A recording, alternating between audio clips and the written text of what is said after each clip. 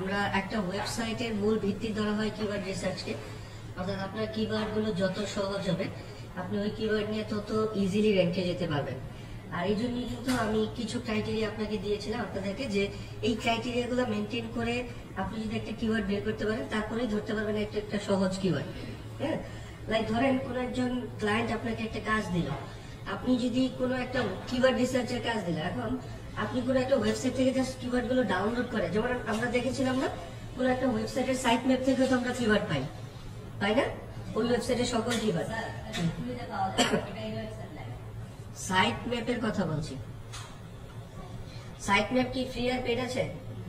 সকল ওয়েবসাইটের সাইট ম্যাপে তো আমরা দেখতে পারি, তাই না? সো এখন ওই ওয়েবসাইটের সাইট ম্যাপ থেকে আমরা কিওয়ার্ড নিয়ে তো দিতে পারি ক্লায়েন্টকে, রাইট? এখন সাইট ম্যাপে ধরেন 200 কিওয়ার্ড আছে, 200 কিওয়ার্ডে কি ইজি হবে?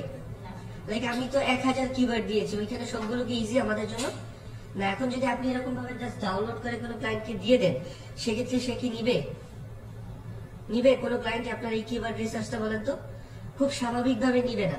তার কারণ হচ্ছে সে কি এই কিওয়ার্ডে র্যাঙ্কে যেতে পারবে না। ইভেন ধরেন এমন একটা কিওয়ার্ড আপনি রিসার্চ করে দিলেন, সে আপনাকে পরবর্তীতে বললো যে তুমি আমাকে এটা দিয়ে এসইও করে দাও, আপনি তো একজন এসইও এক্সপার্ট। সো সেক্ষেত্রে আপনি নিজে পারবেন এটা এসইও করতে? ধরেন কোন একটা কিওয়ার্ডের ডিফিকাল্টি 90+, ওই কিওয়ার্ডে যারা কম্পিটিটর আছে তারা অনেক বেশি টাফ। সো আপনি পারবেন র্যাঙ্কে নিয়ে আসতে? খুব স্বাভাবিকভাবে এজ এ বিগিনার হিসেবে পারবো না। সো দেখেন, সেই ব্যক্তি বলবে যদি তুমি নিজেই না পারো ওই কিওয়ার্ডে র্যাঙ্কে আনতে, তাহলে আমাকে কেন ওই কিওয়ার্ডটা দিলে? খুব স্বাভাবিক না বিষয়টা? সো সেই জন্য ওই ক্রাইটেরিয়া গুলো যদি মেনটেন করে আপনারা একটা কিওয়ার্ড রিসার্চ করতে পারেন, তাহলে যে জিনিসটা হবে যে ওই কিওয়ার্ডে আপনারা খুব ইজিলি র্যাঙ্কে যেতে পারবেন। আমরা মিনিমাম 30টা কিওয়ার্ড ধরি। হ্যাঁ, একটা ওয়েবসাইটের জন্য ফার্স্ট অফ অল আমরা 30 কিওয়ার্ড নিয়ে কাজ করা শুরু করি। সো 10টা কিওয়ার্ড দিয়ে সাইট ইন্ডেক্সে দেই, দেন পরবর্তীতে আস্তে আস্তে বাকি কিওয়ার্ড গুলো দিয়ে দিই।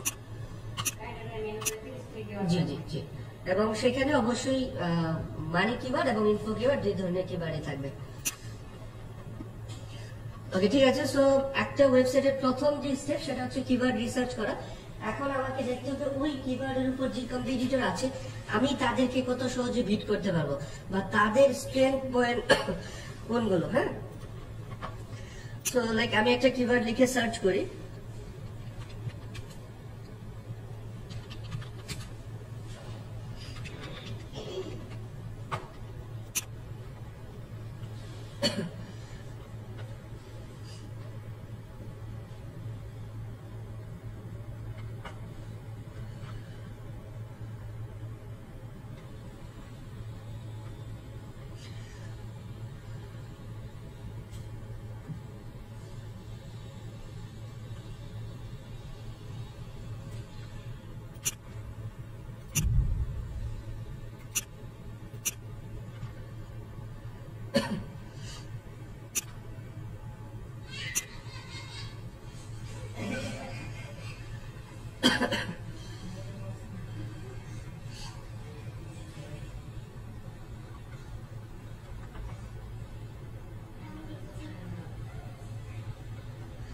ওকে। সো ধরেন আমরা এই কিওয়ার্ডে র্যাঙ্কে যেতে চাচ্ছি, কিওয়ার্ডটা হচ্ছে কি best baby walker for carpet. Okay, এই কিওয়ার্ডটা কোন নিশের ভিতরে যায় বলেন তো? বেবি নিশ। বেবি হচ্ছে আমাদের কি নিশ? ব্রড নিশ না মাইক্রো নিশ? ব্রড নিশ। ওকে, ঠিক আছে। আচ্ছা, আমরা যদি একটু খেয়াল করি, এখানে দেখেন যে ওয়েবসাইট গুলো আসছে আমাদের কম্পিটিটর হিসেবে, ফার্স্টে যে ওয়েবসাইটটা আসছে তার পিএ কত? 19 আর ডি হচ্ছে 35। দেন সেকেন্ড যেটা আসছে সেটা কি অ্যামাজন না? দেখা যাচ্ছে। আচ্ছা, কে কে বলতে পারবেন অ্যামাজন কি আমার কম্পিটিটর কি কম্পিটিটর না? কম্পিটিটর না। কেন কম্পিটিটর না? Exactly, e-commerce site. So e-commerce site যদি আপনি কোনো কিওয়ার্ড লিখে সার্চ করার পরে যদি দেখেন একটা বা দুইটা ই-কমার্স সাইট চলে আসছে, দ্যাট মিনস ওই কিওয়ার্ডটা আপনার জন্য আরো বেশি সহজ হবে। কারণ ই-কমার্স সাইটগুলোকে গুগল তখনই র্যাঙ্কে দেয় যখন দেখে এই কিওয়ার্ডে ভালো কোনো কন্টেন্ট গুগল পাচ্ছে না। সো আপনি যদি একটা ভালো কন্টেন্ট দিতে পারেন, অ্যামাজনকে পিছনে ফেলে কি আপনার জন্য টাফ হবে?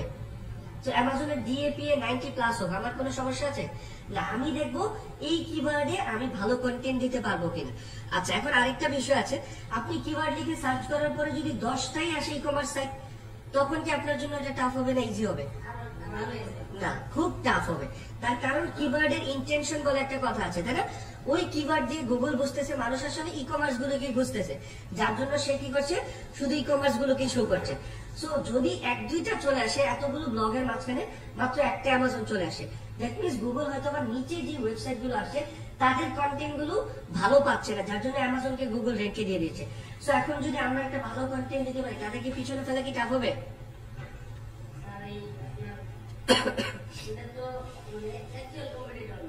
কোনটা? সবগুলো এখানে শুধু অ্যামাজন বাদে বাকি সবগুলোই আপনার অ্যাকচুয়াল কম্পিটিটর। এটা দেখলেই তো বোঝা যাচ্ছে best baby walker for carpet নিয়ে কাজ করছে। ওনারা কি সবাই বেবি ওয়াকার ফর কার্পেট নিয়ে কাজ করতেছে না? আর আলটিমেটলি আপনার ফার্স্ট গোল কি? ফার্স্ট পেজে আসে না?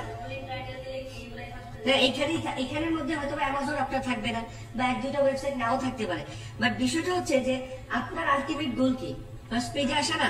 সো আপনি কি অল ইন টাইটেল দিয়ে যারা ফার্স্টে আসে তাদেরকে বিট করবেন, নাকি এইখানে যারা ফার্স্ট পেজে আসে তাদেরকে বিট করবেন? অবশ্যই এদেরকে বিট করবো।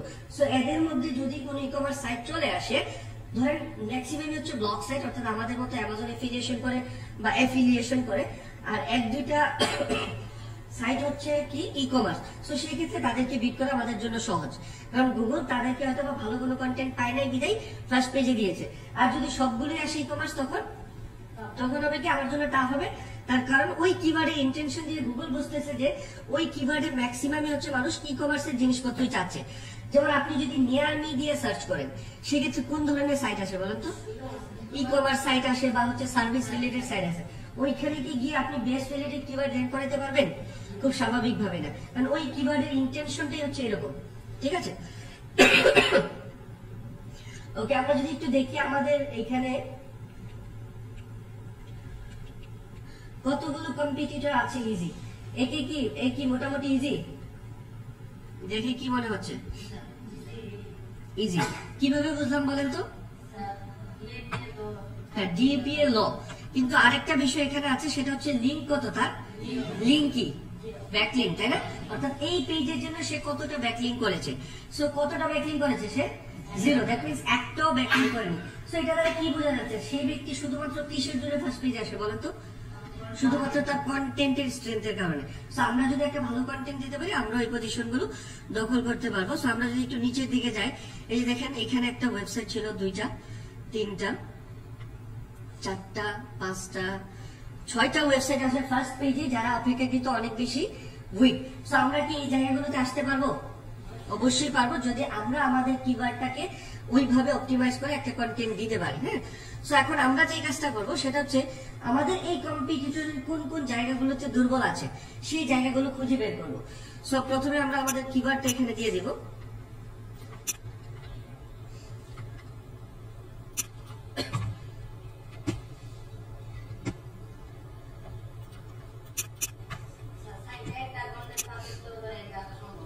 না, একটা কন্টেন্ট পাবলিশ করলে আপনি ইন্টারনাল লিঙ্কিং করবেন কোথায়?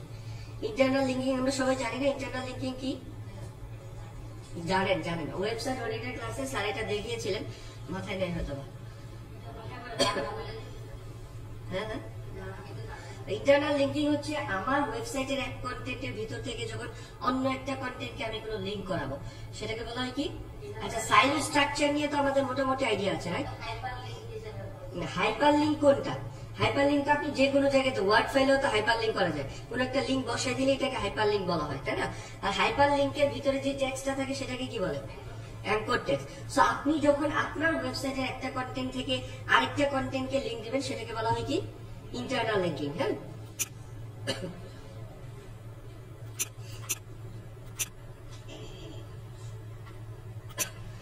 ওকে, ঠিক আছে, আমরা কিওয়ার্ডটা দিলাম। সো আমরা এখন একজন কম্পিটিটরকে অ্যানালাইসিস করে দেখবো। সো ধরেন আমি এখান থেকে ওনাকে অ্যানালাইসিস করতে চাচ্ছি। হ্যাঁ, সো ওনার কন্টেন্টের লিঙ্কটা নিয়ে নিলাম। ওকে, এবার হচ্ছে পিএ। পিএ কি সবাই জানি তো নাকি? জানি না এমন কেউ আছে? সবাই জানি? ওকে, ঠিক আছে, আপনি বলবেন। পেজ অথরিটি এটা সবাই জানে। তারপর একটা না, পেজ অথরিটি বলতে কি বোঝায়? এক্স্যাক্টলি স্পেসিফিক একটা পেজের এসইও যে স্ট্রেংথ থাকে সেটাকে বোঝানো হয়ে থাকে। সো তার পিএ কত আছে? 19, ডি আছে কত? 21।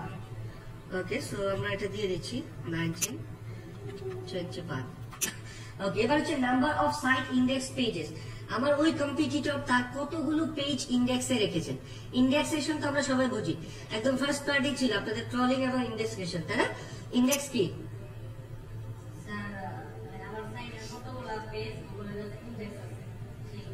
এটাই তো, আমি তো এটাই বলছি, কতগুলো ইন্ডেক্স। এখন ইন্ডেক্স জিনিসটা কি? ইন্ডেক্স আছে সেটা তো বুঝলাম, ইন্ডেক্সটা কি?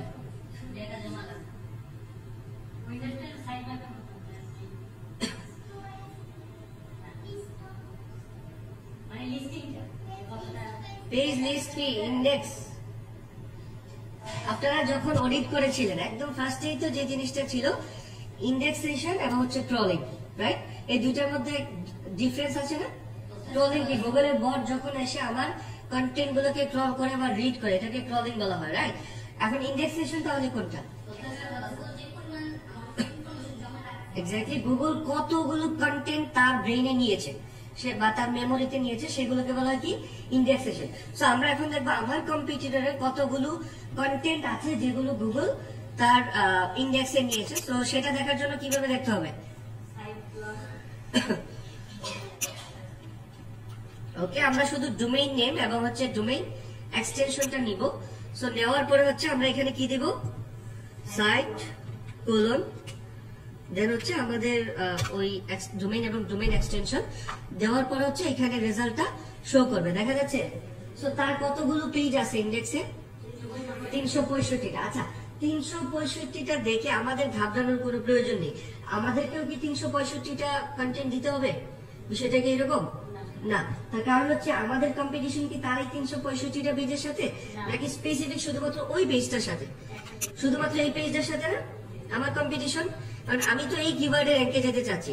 এখন এই কিওয়ার্ডে র্যাঙ্কে যেতে চাইলে তার কোন কন্টেন্টটা র্যাঙ্কে আছে? এই কন্টেন্টটা, রাইট? সো আমার কম্পিটিশন কি এই কন্টেন্টের সাথে নাকি তার পুরো ওয়েবসাইটের সাথে? শুধুমাত্র এই কন্টেন্টের সাথে।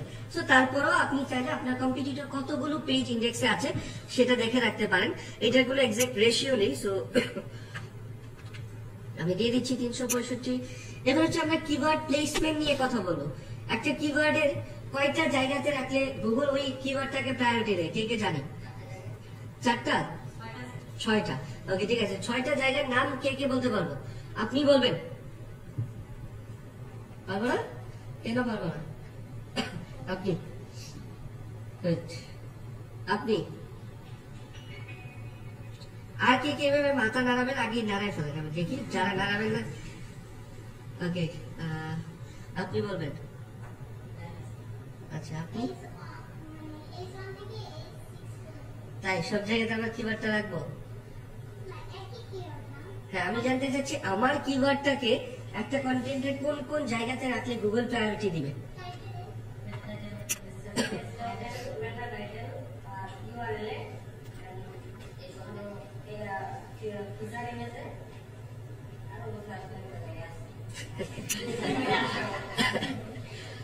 কে বলতে পারবেন এক্স্যাক্টলি? G please.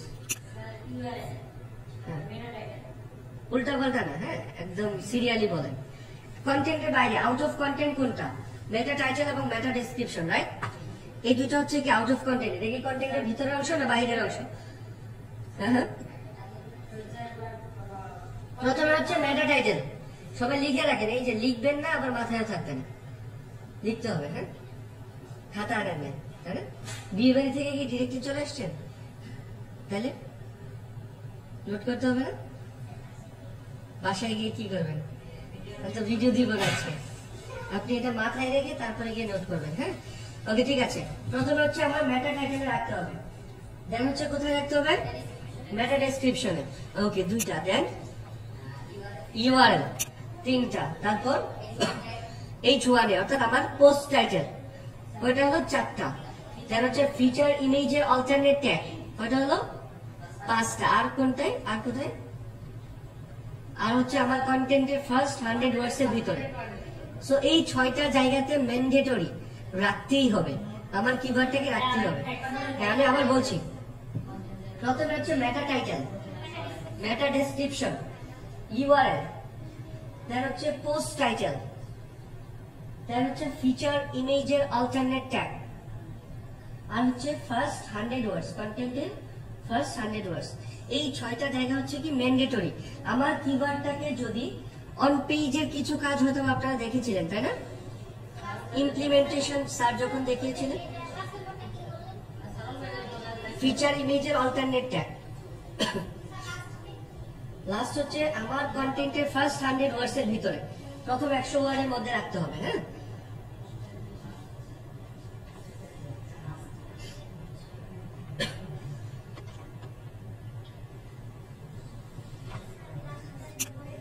আমার কন্টেন্টের প্রথম 100 ওয়ার্ডের ভিতরে। হ্যাঁ হ্যাঁ, বুঝিনি। হ্যাঁ, পোস্ট টাইটেলটাকে আমরা H1 করতে হবে আর কি।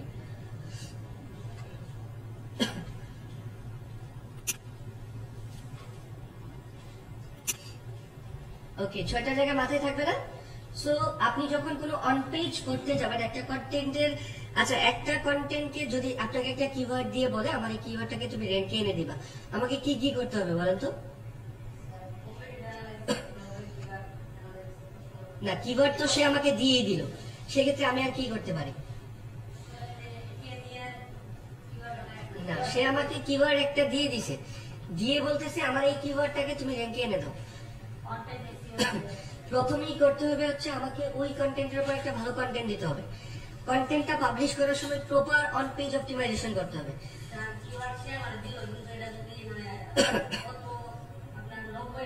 ধরেন আমি আপনাকে একটা কিওয়ার্ড দিলাম, যে কিওয়ার্ডের ডিফিকাল্টি হয়তো 20, হ্যাঁ, কিওয়ার্ড ডিফিকাল্টি 20 এবং ফার্স্ট পেজে যারা আছে তারা অপেক্ষাকৃত অনেক দুর্বল, তাদের ডিএপিএ কম, ব্যাকলিং কম।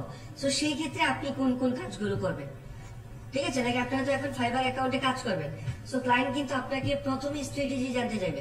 আচ্ছা, তুমি যদি এই কিওয়ার্ডটাকে র্যাঙ্কে নিতে চাও, তুমি কোন স্ট্র্যাটেজি ফলো করে র্যাঙ্কে নিবা, তাই না? খুব স্বাভাবিকভাবে এটা জানতে চাওয়াটাই স্বাভাবিক। সো আপনি যদি তাকে বলেন আমি কিওয়ার্ড রিসার্চ করব, তখন কিন্তু সে আবার এটা মানবে না, কারণ সে তো আপনাকে কিওয়ার্ড দিয়েই দিচ্ছে, রাইট? সো কিওয়ার্ড রিসার্চ করার কোনো প্রয়োজন আছে? প্রয়োজন নেই। সো আপনাকে প্রপার অন পেজ করতে হবে, ভালো একটা কন্টেন্ট পাবলিশ করতে হবে, দেন হচ্ছে কি ওইটার জন্য ভালো ভালো কিছু অফ পেজ এসইও বা ব্যাকলিং করতে হবে। অন পেজ এসইও হচ্ছে আপনি আপনার ওয়েবসাইটের ভিতরে নিজের জন্য যা যা করছেন, অর্থাৎ আপনি নিজেও একটা কন্টেন্টকে যত ভালো এসইও করছেন। আর অফ পেজ এসইও হচ্ছে বাহির থেকে আপনি যে পাওয়ারটা পাচ্ছেন, ব্যাকলিং যেটা।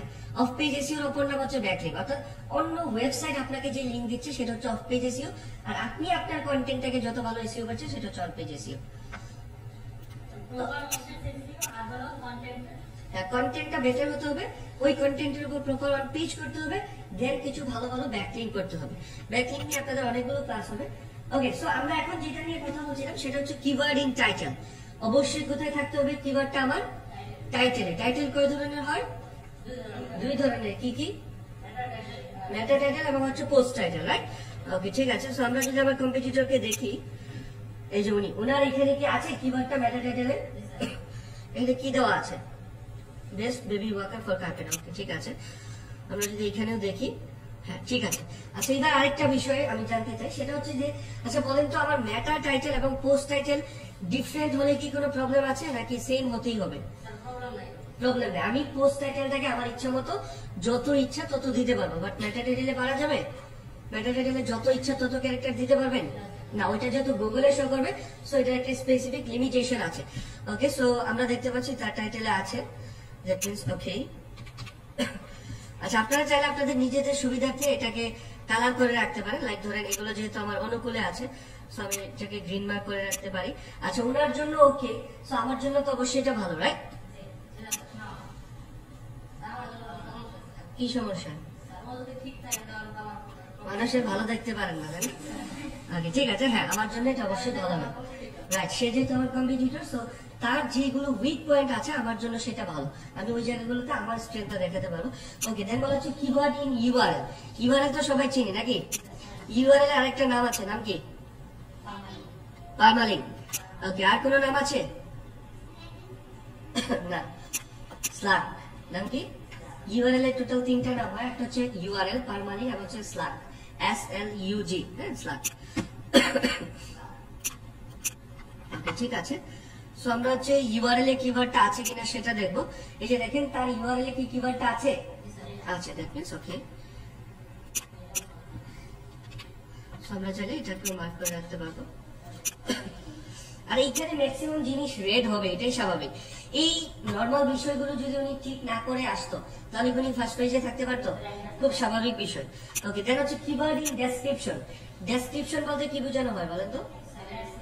মেটা ডেসক্রিপশন। মেটা ডেসক্রিপশন জিনিসটা কি, কে বলতে পারবেন? বুঝে এটা দেখলে আমি বলতে পারবো। হ্যাঁ হ্যাঁ, মেটা টাইটেলের নিচে যেটা থাকে এটা মেটা ডেসক্রিপশন নাকি? এটা তো আমিও জানি, এটাকে মেটা ডেসক্রিপশন বলা হয়। আচ্ছা, এটা কেন ইউজ করা হয় কে কে জানে?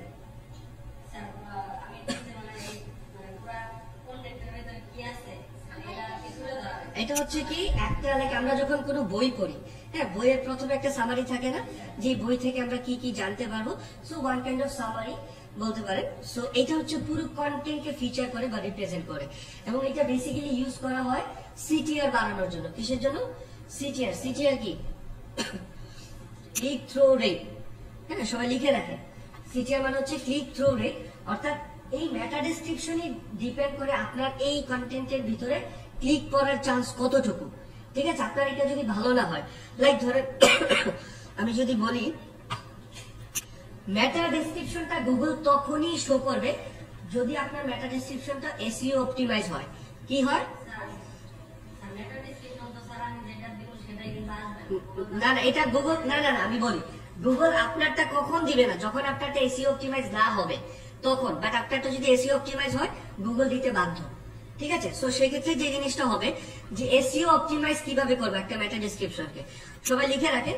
অবশ্যই আমার যেই মেটা ডেসক্রিপশন আছে সেখানে আমার কিওয়ার্ডটাকে রাখতে হবে। কি রাখতে হবে? লিখতে হবে তো, খাতা নেই একসাথে থাকলেই হয়।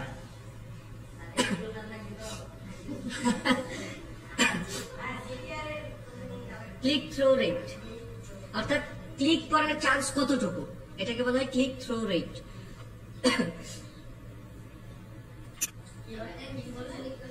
মেটা ডেসক্রিপশন একবার মেটা ডেসক্রিপশনে আমার কিওয়ার্ডটাকে একবার রাখবো, একটা এলএসআই কিওয়ার্ড ইউজ করব। কি করব? দেন হচ্ছে অবশ্যই আমরা এটাকে কি করব, অ্যাক্টিভ ভয়েসে লিখবো, প্যাসিভ ভয়েসে না। ক্লিয়ার সবাই? যদি এই রুলসটা মেইনটেইন করে আপনি লিখতে পারেন তাহলে গুগল আপনার মেটা ডেসক্রিপশনটা ম্যান্ডেটরি দেখাবে। আর হচ্ছে অ্যাক্টিভ ভয়েসে লিখতে হবে। হ্যাঁ, লিখতে হবে কিসে? প্যাসিভ ভয়েসে লেখা যাবে না। প্যাসিভ ভয়েস বলেন তো, আমরা পড়তে কি প্যাসিভ ভয়েস খুব বেশি স্বাচ্ছন্দ্য বোধ করি?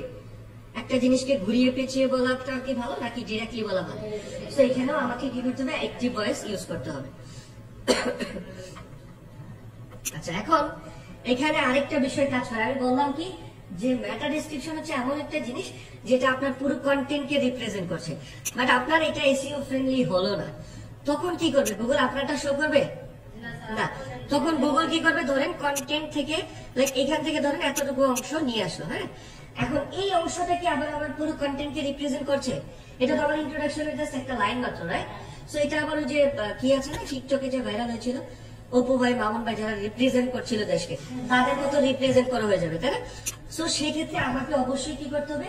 এসইও অপটিমাইজ ওয়েতে আমার মেটা ডেসক্রিপশনটা লিখতে হবে, তাহলেই কেবল গুগল আমার মেটা ডেসক্রিপশনটা শো করবে। আচ্ছা, এখানে আরেকটা বিষয় কাজ করে।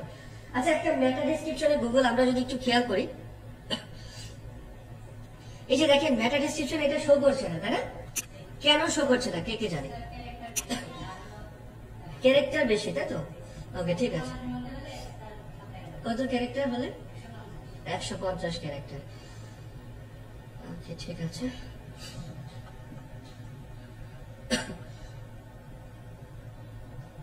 $150 ক্যারেক্টার হলেই দেখাবে, তাই তো? ওকে, ঠিক আছে। আমি 170 ক্যারেক্টার দিব, তারপরে আমারটা শো করবে। আপনি 120 ক্যারেক্টার দিবেন, তারপরে আপনারটা শো করবে না। কেন বলেন তো? আপনি তো ক্যারেক্টার লিমিটেশন করেছেন। না, আমি তো এটাকে আপনাদেরকে বলেছিলাম যে এটা হোমওয়ার্ক ছিল নাকি? হোমওয়ার্ক ছিল, আমি বলে দেবো কেন?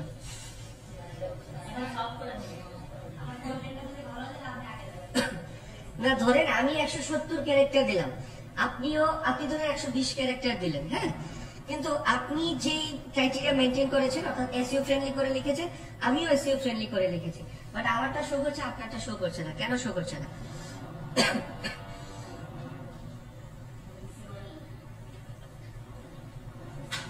কেউ বলতে পারছি না? হ্যাঁ, এই যে বললাম এসইও অপটিমাইজ করা। যেমন আমরা তো এই ওয়েবসাইটটাকে নিয়ে কাজ করছি এখন, তাই না? এটা দেখবো মেটা ডেসক্রিপশন কত দিয়েছে একটু পরে দেবো। ওকে, ঠিক আছে। এখন যে জিনিসটা এখানে বলা হচ্ছিল যে কিওয়ার্ড ইন ডেসক্রিপশন, অর্থাৎ মেটা ডেসক্রিপশনে কিওয়ার্ডটা আছে কিনা। ওনার মেটা ডেসক্রিপশনে আছে, দেখেন তো আছে, রাইট?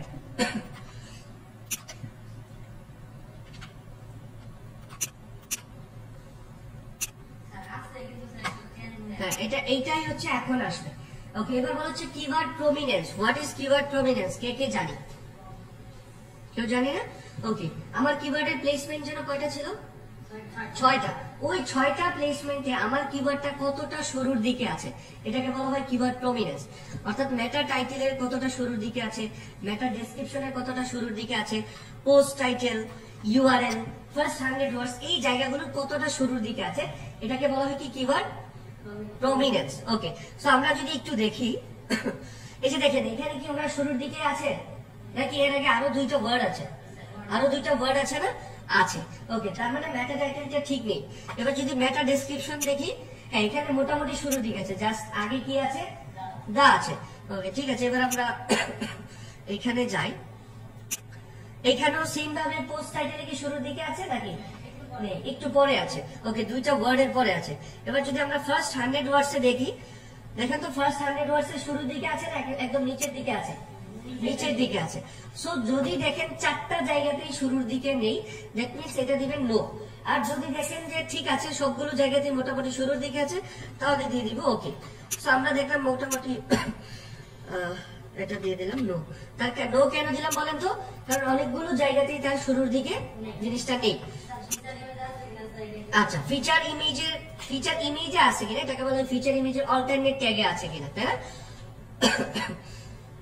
ওকে, সো অল্টারনেট ট্যাগটা আমরা কিভাবে দেখবো? এখান থেকে চলে যাব হচ্ছে ইন্সপেক্ট। হ্যাঁ, কোথায় যাব? রাইট বাটন ক্লিক করে ইন্সপেক্ট। ওকে,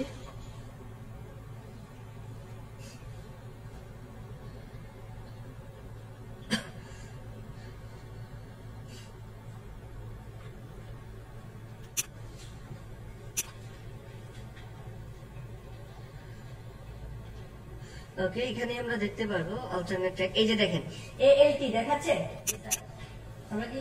আচ্ছা, আবার চলো এই যে এখানে, হ্যাঁ সরি এটা উপরে উঠে যাচ্ছে, এই যে দেখা যাচ্ছে না? এএলটি দেখা যাচ্ছে।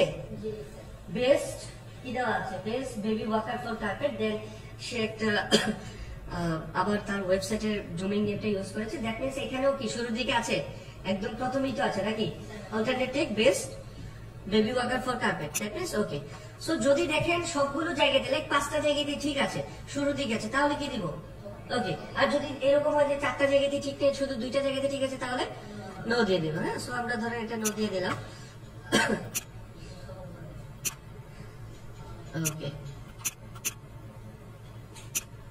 এই কালারটা কিন্তু জাস্ট আমাদের বোঝার সুবিধাতে। হ্যাঁ, ওকে, ঠিক আছে। দেন বলা হচ্ছে কিওয়ার্ড প্রক্সিমিটি।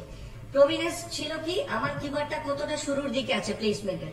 আর প্রক্সিমিটি হচ্ছে এটা কি একসাথে আছে নাকি ভেঙে ভেঙে আছে। ঠিক আছে, লাইক অনেক সময় দেখবেন যেমন আমি যদি এখানে দেখি ওনার কিওয়ার্ডটা কি একসাথে আছে নাকি ভেঙে ভেঙে আছে বলেন তো? একসাথে আছে। কিওয়ার্ডের দিকে না, আমার দিকে না থাকে, এই দিকে তাকাতে হবে। হ্যাঁ, তাহলে এটা কি আমাদের কিওয়ার্ডের ভিতরে ছিল? ছিল না। আমরা যদি এখানে দেখি, দেখেন তো ওনার বেবি ওয়াকার এক জায়গাতে, বেস্ট এক জায়গাতে, কার্পেট আর এক জায়গাতে, রাইট?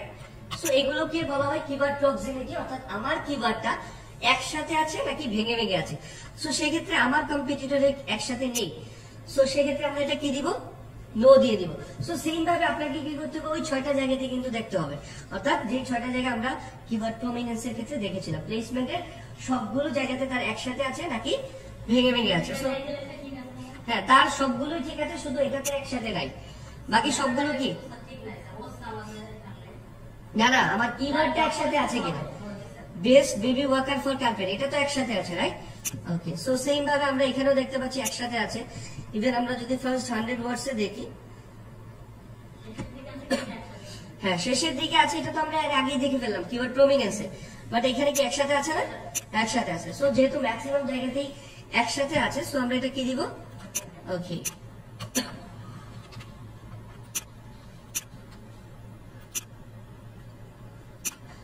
এই জিনিসগুলো কি সবাই বের করতে পারবো? কে কে পারবেন না? সবাই পারবো, তাই না? ঠিক আছে, ওকে। দেন বলা হচ্ছে সোশ্যাল সিগন্যাল, অর্থাৎ আরেকটা জিনিস বলে রেখে, আমরা যারা অ্যাফিলিয়েট এবং সার্ভিস রিলেটেড ওয়েবসাইট বা হচ্ছে, হ্যাঁ সার্ভিসে কিছুটা সোশ্যাল সিগন্যালের প্রয়োজন আছে, বাট অ্যাফিলিয়েট এবং অ্যাডসেন্সের ক্ষেত্রে আমরা খুব বেশি সোশ্যাল মিডিয়াতে এনগেজ থাকি না, হ্যাঁ ওয়েবসাইটের ক্ষেত্রে। তার কারণ কি, সোশ্যাল মিডিয়া থেকে খুব বেশি সেল আসে না। কারণ ইউনাইটেড স্টেট, কানাডার মানুষ কি ফেসবুকে গিয়ে সার্চ করবে কোন একটা প্রোডাক্ট কেনার জন্য? ইনস্টাগ্রামে গিয়ে সার্চ করবে না। সো যে জিনিসটা হয়, হ্যাঁ আমরা একটা সোশ্যাল মিডিয়ার দিকে ফোকাস করতে পারবো, সেটা হচ্ছে পিন্টারেস্ট। কোনটা? পিন্টারেস্ট। এটার সাথে তো সবাই পরিচিত নাকি? কি হয় এখানে? হ্যাঁ, পোস্ট গুলো কি আকারে যায়? সবগুলো ইমেজ আকারে যায়, রাইট? সো আমরা আমাদের প্রোডাক্টের ইমেজ দিয়ে এখান থেকে কিছু সেল নিয়ে আসতে পারবো। সো আপনি যদি দেখতে চান তারপরে যে আপনার কম্পিটিটররা সোশ্যাল মিডিয়াতে কতটা এঙ্গেজ আছে, সেজন্য আমরা একটা এক্সটেনশন ইউজ করবো। আই থিঙ্ক আপনারা সবাই পরিচিত, এটার নাম হচ্ছে এসইও কোয়াড। সবাই জানি না এসইও কোয়াড?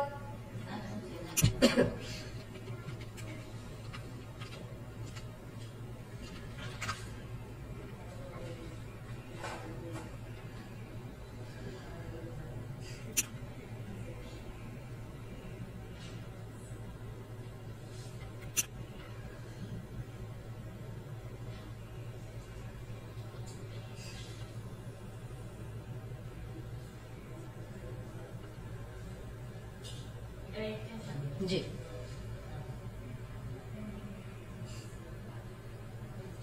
এই এক্সটেনশনটা সবাই অ্যাড করে নেবেন, হ্যাঁ সবাই অ্যাড করে নেবেন, তাহলেই হবে। গুগলে গিয়ে সার্চ করবেন এসইও কোয়াড, তাহলে চলে আসবে। আমরা এখান থেকে এক্সটেনশনটা অ্যাড করব। অ্যাড করার পর এক্সটেনশনটা এখানে চলে আসছে। সো যেই পেজের আপনি অ্যানালাইজ করতে চাচ্ছেন, জাস্ট সেই পেজে চলে যাবেন। সেই পেজে যাওয়ার পরে এসইও কোয়াড এক্সটেনশনটাতে ক্লিক করবেন। ক্লিক করার পরে এটাকে অন করে দিবেন, হ্যাঁ। সো আমরা যদি একটু দেখি এবার, এই যে দেখেন আমরা এখানে তার এইজ দেখতে পারবো, অর্থাৎ তার ওয়েবসাইটের এইজ কত, অর্থাৎ কত সালে এটা শুরু হয়েছিল। দেন হচ্ছে আমরা এটা কি দেখা যাচ্ছে, ফেসবুকে কি সে খুব বেশি একটা অ্যাক্টিভেট না, কিন্তু আমরা যদি এখান থেকে মোর ডাটাতে যাই, দেখেন তো কোন সোশ্যাল মিডিয়াতে এনগেজ আছে সে, দেখা যাচ্ছে পিন্টারেস্ট। সো আগে বলেছিলাম আমরা যারা অ্যাফিলিয়েশন করি, বিশেষ ক্ষেত্রে আমরা হচ্ছে সোশ্যাল মিডিয়াতে, বিশেষ করে ফেসবুক, ইনস্টাগ্রাম, এই জায়গাগুলোতে আমাদের অ্যাফিলিয়েট রিলেটেড প্রোডাক্টগুলোকে খুব বেশি একটা প্রমোশন করি না। আমরা যে প্রমোশনটা করি সেটা হচ্ছে কোথায়, পিন্টারেস্ট। আর বাংলাদেশের পার্সপেক্টিভ থেকে যদি কোনো ধরনের বিজনেস করতে যান, সোশ্যাল মিডিয়াতে সবচেয়ে পারফেক্ট প্ল্যাটফর্ম কোনটা বলেন তো? ফেসবুক, অবশ্যই ফেসবুক, তাই না? আমরা কেউ কি এখন পর্যন্ত ইনস্টাগ্রাম থেকে বা লিঙ্কডইন থেকে কোনো প্রোডাক্ট পারচেজ করেছি? এরকম কেউ আছে না। কিন্তু যদি বলি ফেসবুক থেকে অনেকেই পারচেজ করেছি না। এবং ফেসবুকে কিন্তু আপনারা জানেন হয়তো না, ফেসবুক মার্কেটিং কিন্তু খুবই ইজি একটা প্রসেস, যেখানে আপনি অল্প টাকাতে হিউজ অ্যামাউন্ট অফ রেভিনিউ নিয়ে আসতে পারবেন। কারো কি এরকম কোনো অনলাইন বিজনেস আছে? এরকম কেউ আছেন? 2 জন, তাই না? ওকে, ঠিক আছে। কি রিলেটেড বিজনেস? কিডস। ওকে, ঠিক আছে। এটা তো হিউজ ইয়ে আছে। আচ্ছা, ফ্যাশন। ওকে, ঠিক আছে। ফ্যাশন কি সব ধরনের, লেডিস এন্ড জেন্টস সবার, উইমেনদের? ওকে, ঠিক আছে।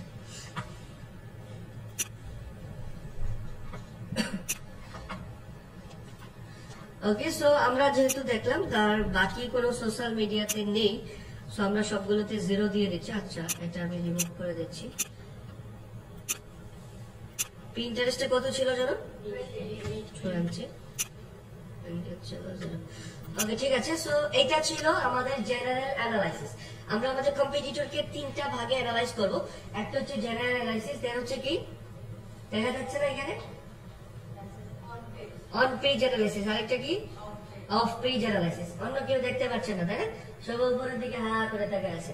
এটা হচ্ছে এই যে নিচে থাকবে, হ্যাঁ এদিকে তাকাতে হবে। ওকে, সো জেনারেল অ্যানালাইসিসটা কি করতে পারবো আমরা সবাই? কোনো একজন কম্পিটিটরকে দিয়ে যদি বলা হয় তার এই জিনিসগুলো বের করে দাও, সো এই জিনিসগুলো কিন্তু আমরা এক দেখাতেই বুঝতে পারবো, তাই না?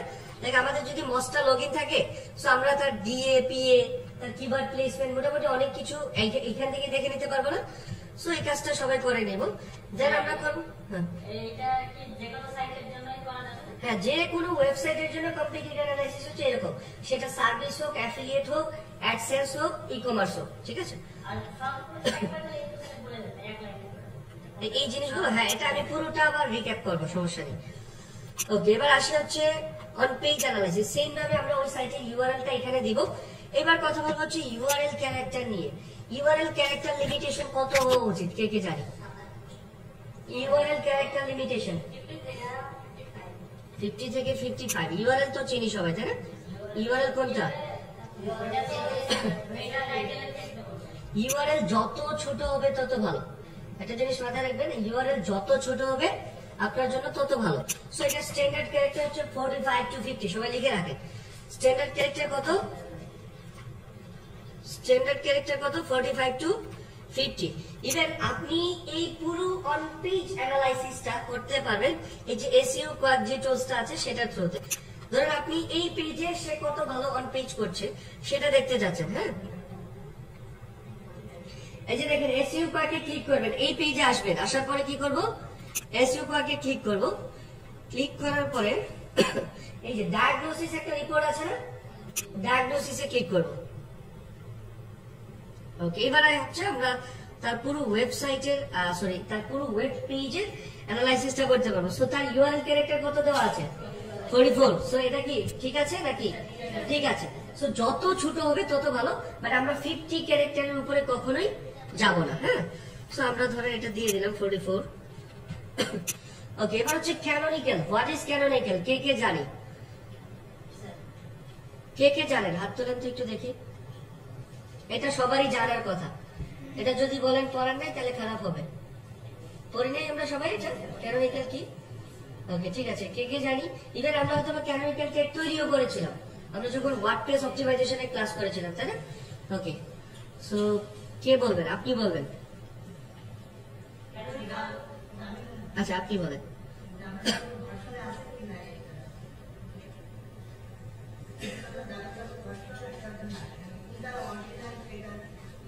ওকে, তাহলে আচ্ছা ঠিক আছে। তার আগে ছোট্ট একটা প্রশ্ন আপনার কাছে আছে, একটা ওয়েবসাইটে কয়টা ভার্সন হয়? 4টা ভার্সন হয়, তাই নাকি? না না, কয়টা ভার্সন হতে পারে আর কি? একটা ভার্সনে তো আমরা রাখি, বাট কয়টা ভার্সন থাকে? 4টা ভার্সন। আমরা সাথে কি সবাই একমত? শিওর? ওকে, ঠিক আছে। এবার আপনি বলেন 4টা ভার্সন হয়, তাই না? আপনি বলতে পারবেন 4টা ভার্সন কি কি?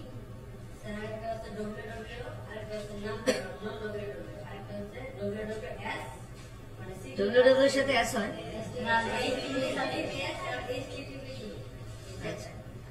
ঠিক আছে, জি বলেন ক্যানোনিক্যালটা কি? হ্যাঁ হ্যাঁ,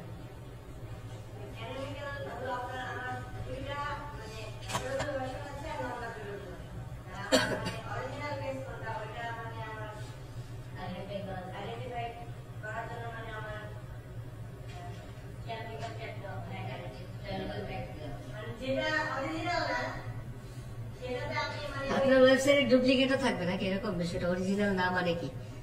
আমার যা থাকবে সবই তো অরিজিনাল থাকবে, তাই না? বল।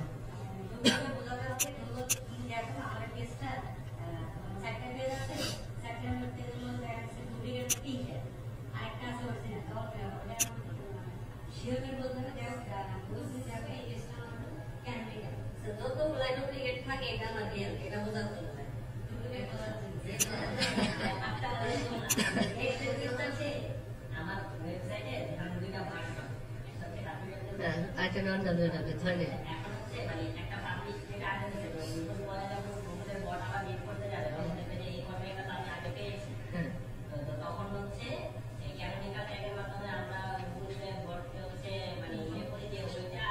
ইয়েটাই আমি জানতে চাইছি, ইয়েটা যে করবো কি করবো? আচ্ছা, সবাই লিখে রাখতে হবে, হ্যাঁ? ক্যানোনিক্যাল তো একটা ট্যাগ, আমরা সবাই জানি, তাই না? ক্যানোনিক্যাল ট্যাগটা শুধুমাত্র সেট করা হয় প্রায়োরিটি দেওয়ার জন্য। কোনো একটা স্পেসিফিক কন্টেন্টকে কি করার জন্য, প্রায়োরিটি দেওয়ার জন্য। আমরা অনেকেই ভেবে থাকি আমার একটা কন্টেন্ট যদি গুগল দুইটা ভার্সনে পায়, গুগল দুইটা ওয়েবসাইট চিন্তা করে, বিষয়টা কি এরকম? আমার ওয়েবসাইটের ইউআরএলটা কি গুগলের ব্রেনে আছে না? সো ইউআরএলটা গুগল সেম পাচ্ছে, বাট গুগল হয়তো বা দুইটা ভার্সনই পাচ্ছে।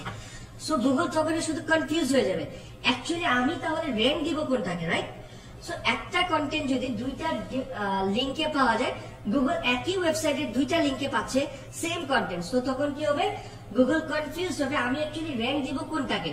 সো আমরা ওই ক্যানোনিক্যাল ট্যাগের থ্রুতে বলে দিই যে গুগল তুমি যদি আমার ওয়েবসাইটের অন্য কোনো লিঙ্কেও এই কন্টেন্টটা পাও, ওইগুলোকে প্রায়োরিটি দেওয়ার দরকার নেই, আমার শুধুমাত্র এই লিঙ্কটাকে প্রায়োরিটি দেবে। ক্লিয়ার সবাই? একটা স্পেসিফিক লিঙ্কে প্রায়োরিটি দেওয়ার জন্য আমরা কি করি, ক্যানোনিক্যাল ট্যাগ সেট করি। প্রায়োরিটি মানে প্রাধান্য দেওয়া আর কি। এক্স্যাক্টলি, আমরা ওয়ার্ডপ্রেসের জন্য কি করব না, আমাদের এটা নিয়ে টেনশন করার দরকার নাই, কারণ আমাদের প্রত্যেকটা পেজের জন্য কি হবে, একটা করে ক্যানোনিক্যাল ট্যাগ সেট করে দেওয়া থাকবে। ক্লিয়ার সবাই?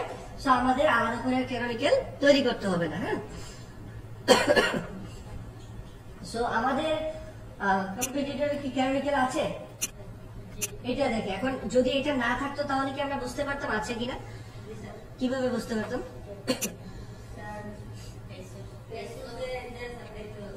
ওকে, সো আমরা পেজ সোর্সে যাব, তারপরে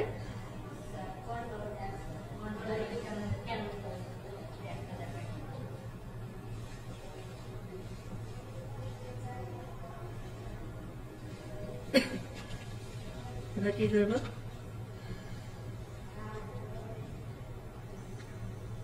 আচ্ছা তারা এবং একটা পেজের জন্য এক থেকে বেসিক্যালি ক্যানোনিক্যাল ট্যাগ থাকে। So that means okay, so আমরা এটা দিয়ে দিচ্ছি। ওকে, হচ্ছে টাইটেল ক্যারেক্টার। টাইটেল বলতে এখানে কোন টাইটেল বোঝানো হচ্ছে? মেটা টাইটেল। ওকে, মেটা টাইটেলের ক্যারেক্টার কত হওয়া উচিত? তাই কত পর্যন্ত যাওয়া যাবে? 60 পর্যন্ত যাওয়া যাবে।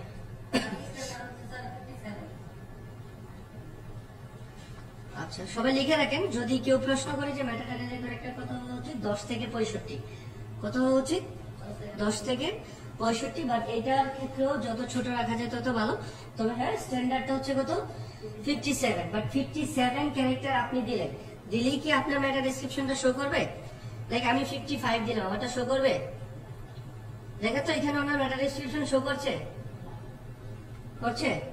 করছে না। আমি যদি একটু নিচে যাই, ওনার মেটা ডেসক্রিপশন থেকে ওইটা থেকে বড় না, তারপর ওনারটা শো করছে। কেন শো করছে? আমি সবাইকে আবারও এই হোমওয়ার্কটা দিচ্ছি, সবাই বাসায় গিয়ে দেখবেন যে একটা মেটা ডেসক্রিপশন এবং মেটা টাইটেল আমি যে ক্যারেক্টার লিমিটেশন আছে তার থেকে বড় দিলেও কেন শো করে, আবার কিছু কিছু ক্ষেত্রে কম দিলেও কেন শো করে না, এটা খুঁজে বের করে নেক্সট ক্লাস করবে। এটা আপনারা খুঁজে বের করবেন গুগল থেকে। গুগলে এটার অ্যান্সার হাজার হাজার আছে। হ্যাঁ, আমাদের স্টুডেন্টরা কিন্তু এটা নিয়ে অনেকবার, লাইক আপনারা যদি আমাদের ক্রিয়েটিভ ভাবে আছেন না সবাই, ওই গ্রুপে এটা নিয়ে অনেকগুলো পোস্ট আছে, ওই পোস্ট দেখার আগে নিজেরা একটু ট্রাই করে দেখবেন যে আপনারা খুঁজে পান কিনা। হ্যাঁ, পেলে অবশ্যই গ্রুপে পোস্ট করতে হবে এবং সেটা আগামীকালকে ভিতরে সবাই পোস্ট করবেন। হ্যাঁ, যে যেটা বুঝতে পেরেছেন সেটাই পোস্ট করবেন, যে আমার কাছে মনে হচ্ছে এই কারণে গুগল শো করে না বা এই কারণে গুগল শো করে। ক্লিয়ার সবাই? করবেন তো? কোয়েশ্চেনটা হচ্ছে যে আমার মেটা টাইটেলটা আমি ক্যারেক্টার লিমিটেশন দিয়েও দিলাম, হ্যাঁ 57 এর ভিতরে রাখলাম, তারপরেও গুগল কেন শো করছে না? বাট আরেকজনেরটা বেশি দিল, তারপরে তারটা কেন শো করছে? এখন আপনি কিন্তু আবার গুগলে গিয়ে যেভাবে লিখতে পারবেন না, হ্যাঁ আমার তা কেন এভাবে লিখলে কিন্তু ঝামেলা হয়ে যাবে। সো লিখার ওয়েটা হচ্ছে আপনারা বুঝবেন, যেহেতু আপনারা এসইও করছেন না, তাইলে কিন্তু ওই যে IMGPA 5 হয়ে যাবে, আগে বলে দিচ্ছি। হ্যাঁ, গুগল ট্রান্সলেট কিন্তু এরকমই করে দেবে, চাপা ভেঙে যাবে আর কি সেটা। ওকে, ঠিক আছে। সো আমরা যেটা দেখছিলাম সেটা হচ্ছে 57 ক্যারেক্টার। আমরা যদি একটু দেখি ওনার ক্যারেক্টার কত আছে, 60, তারপরেও কি ওনারটা শো করছে না? শো করছে? দেখি শো করছে কিনা, আন্দাজে কোয়েশ্চেন দিয়েছে।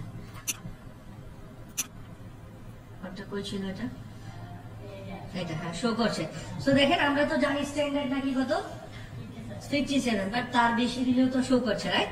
সো কেন শো করছে সেটাই খুঁজে বের করতে হবে। হ্যাঁ, ওকে,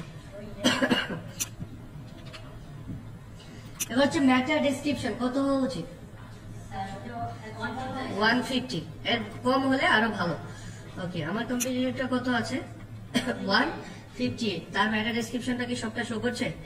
আমরা যদি একটু দেখি, না শো করছে না, সো সেক্ষেত্রে এটা নো দিয়ে দেব। আচ্ছা ঠিক আছে, এবার আপনি বলবেন। জি, আপনি বলবেন হচ্ছে ম্যাটার ডেসক্রিপশনে আমরা 3টা ক্রাইটেরিয়া বলেছিলাম, তাই না? এসইও অপটিমাইজ করার জন্য একটা ম্যাটার ডেসক্রিপশন কোন ক্লাসে বলেছিলাম সেটা আগে বলবেন। আজকে বলেছিলাম, তাহলে বলেন। আজকে বললে তো মনে থাকার কথা, খাতার দিকে তাকানো যাবে না। হ্যাঁ, আপনি বলেন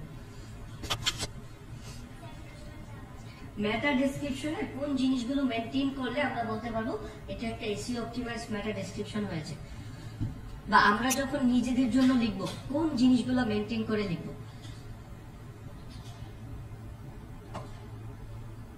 বিয়েবাড়ির রেশ কাটে না এখন, বুঝে গেছে। ওকে ঠিক আছে, কে কে বলতে পারবেন?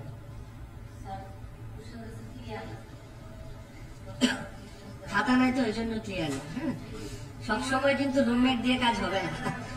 হ্যাঁ হ্যাঁ রাইট। হ্যাঁ, আমরা কিওয়ার্ডটাকে রাখবো, তারপরে একটা এলএসআই কিওয়ার্ড রাখবো আর অ্যাক্টিভ ভয়েস, তাই তো? এত তাড়াতাড়ি ভুলে গেলে কেমনে হবে বলেন তো?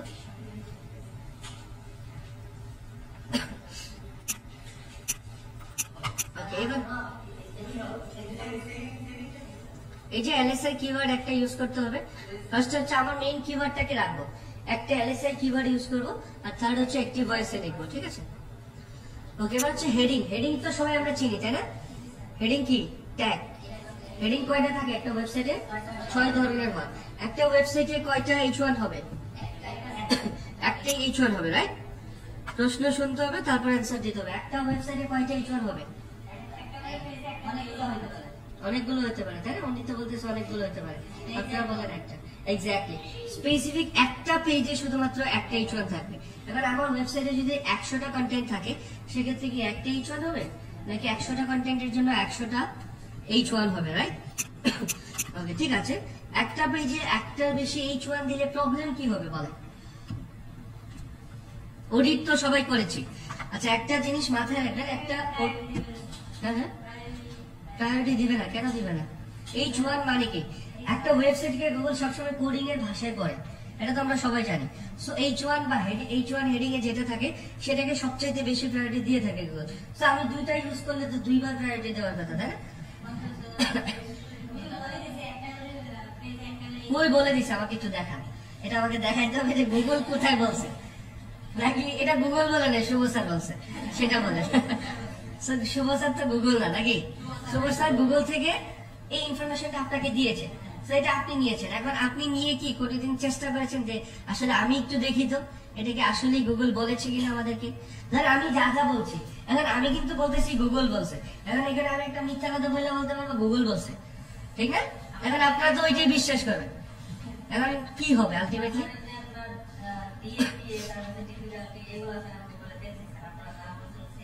তাই এই যে কই দেখছেন আমাকে বলবেন। এখন আমি কি লিখে সার্চ করলে আসবে বলেন?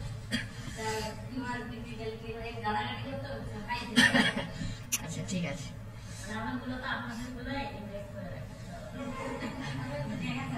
বিশ্বাস করছেন তাই না? আমি মিথ্যা কথা বলে কি হবে, আপন মানুষকে বিশ্বাস করলে যা হয় আর কি। ওকে ঠিক আছে, তো এগুলো নিয়ে একটু বাসায় গিয়ে স্টাডি করতে হবে। হ্যাঁ, এই যে বললেন গুগল একটা H1 এর কথা বলেছে, এটা কোথায় বলেছে খুঁজে বের করতে হবে। গুগলের কিছু রুলস এন্ড রেগুলেশনস আছে, তাই না? আমরা জানি এসইও কে কয় ভাগে ভাগ করা যায়? 3 ভাগে। একটা হচ্ছে black hat, white hat, grey hat, right? So black hat SEO কোনটা?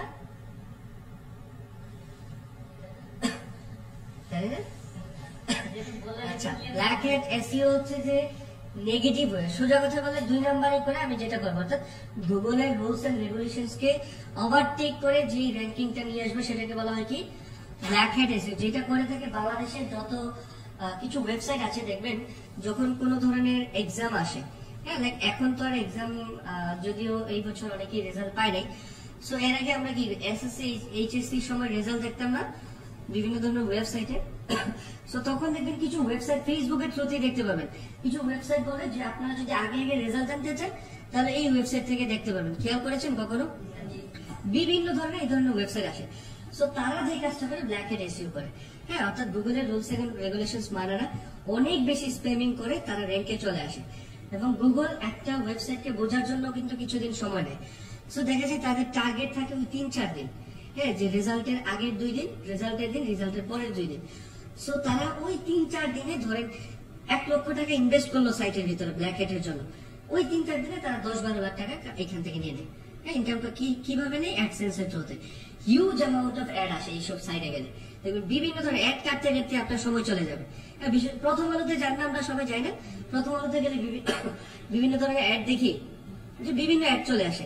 সো তারা কি করে? তারা অনেক বেশি অ্যাড তাদের ওয়েবসাইটে রাখে। সো দেখা যাচ্ছে তাদের ওইগুলোর পিপিসি ভালো হয়, হ্যাঁ, ধরেন এক এডি তারা $4 $5 করে পাচ্ছে। সো তাদের টার্গেট থাকে হচ্ছে যে আমরা থাকবোই 3-4 দিন র্যাঙ্কে, গুগল বুঝলে সাথে সাথে পেনাল্টি দিয়ে দেবে। সো আলটিমেটলি এখান থেকে তারা কিন্তু একটা ভালো বেনিফিট নিয়ে যাচ্ছে, তাই না?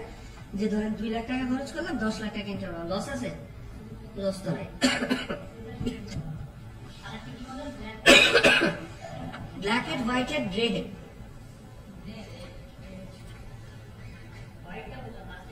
গ্রে হেড, গ্রে বুঝেন, এটা হচ্ছে দুইটার মাঝামাঝি অবস্থান। হ্যাঁ, কিছুটা নেগেটিভ দিক থাকবে, কিছুটা পজিটিভ দিক থাকবে। এখন মাথার ভিতরে কি চিন্তা আসছে বলেন তো? এখন মাথার ভিতরে চিন্তা আসছে কি, আমরা যদি এটা শিখতে পারতাম, এটাই তো আমাদের জন্য ভালো ছিল, রাইট? কেন বলেন তো? আমাদের মাথার ভিতরে 2 নাম্বার এসে সবার ভিতরে, হ্যাঁ, যেখানে বেশি টাকা থাকবে এখানেই তো যাবো আমরা। খুব স্বাভাবিক না বিষয়টা?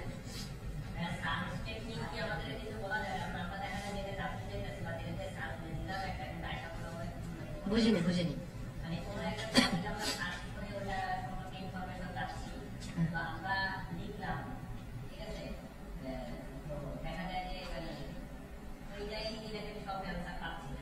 ডিফারেন্ট অ্যান্সার চলে আসে। এটা হচ্ছে কি সার্চের ইন্টেনশনের উপর ডিপেন্ড করে, হ্যাঁ, এটা সম্পূর্ণ গুগলের উপর ডিপেন্ড করে। সো আপনাকে ওই ইন্টেনশন অনুযায়ী আপনি লিখতে পারতেছেন কিনা সেটা হচ্ছে বিষয়।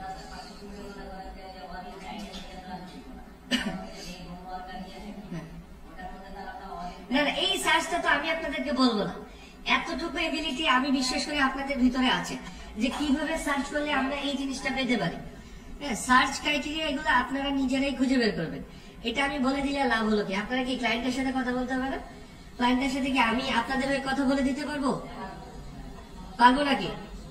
আচ্ছা, ধরেন ক্লায়েন্টের সাথে কিভাবে কমিউনিকেট করবেন সেটার একটা টেমপ্লেট কি দেওয়া হয়েছে?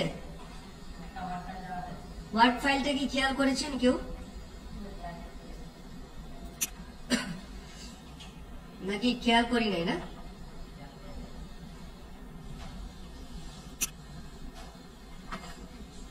ওকে, ঠিক আছে। আচ্ছা, অনেক দূরে চলে যাচ্ছে আমি মনে হচ্ছে। ওকে, যেটা নিয়ে কথা বলছিলাম সেটা হচ্ছে হেডিং। হেডিং হচ্ছে কয় ধরনের হয়? 6 ধরনের। সো আমার কম্পিটিটরের হেডিং গুলো ঠিক আছে কিনা আমরা সেটা দেখবো হচ্ছে এসইও কোয়াড থেকেই। ওকে, এখানে আসবো, আসার পরে হচ্ছে নিচে যাবো। এই যে দেখেন H1 কয়টা আছে তার এখানে? একটা, তাই না? H2 কয়টা আছে? 5টা। সো এখন বলেন H2, H3, H4 এই জিনিসগুলো কয়টা করে ইউজ করতে পারবো? যত ইচ্ছা, তাই না? ইচ্ছার একটা লিমিটেশন থাকা উচিত না? সো 10টার বেশি আমরা ইউজ করবো না। কয়টার বেশি? H2, H3, H4 এবং H5, 6 আমরা আমাদের কন্টেন্টের ভিতরে আপাতত ইউজই করবো না। ক্লিয়ার সবাই? আমরা কত পর্যন্ত ইউজ করবো? H1 থেকে H4 পর্যন্ত, এবং H1 ইউজ করবো একটা, বাকি সবগুলো কয়টা? ম্যাক্সিমাম 10টা। ওকে,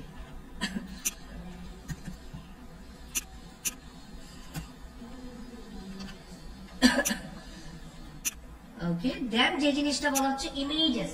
ইমেজেস বলতে বোঝানো হচ্ছে ইমেজের অল্টারনেট ট্যাগ। তার ইমেজের অল্টারনেট ট্যাগ গুলো ঠিক আছে কিনা। হ্যাঁ, সো ইমেজের অল্টারনেট ট্যাগ আবার আমরা অনেক সময় এটা ভেবে থাকি অল্টারনেট ট্যাগ কেন ইউজ করা হয়, কে কে জানি? হ্যাঁ, শো না করলে, আচ্ছা, ওই ট্যাগটা দেখে আমরা বুঝতে পারবো।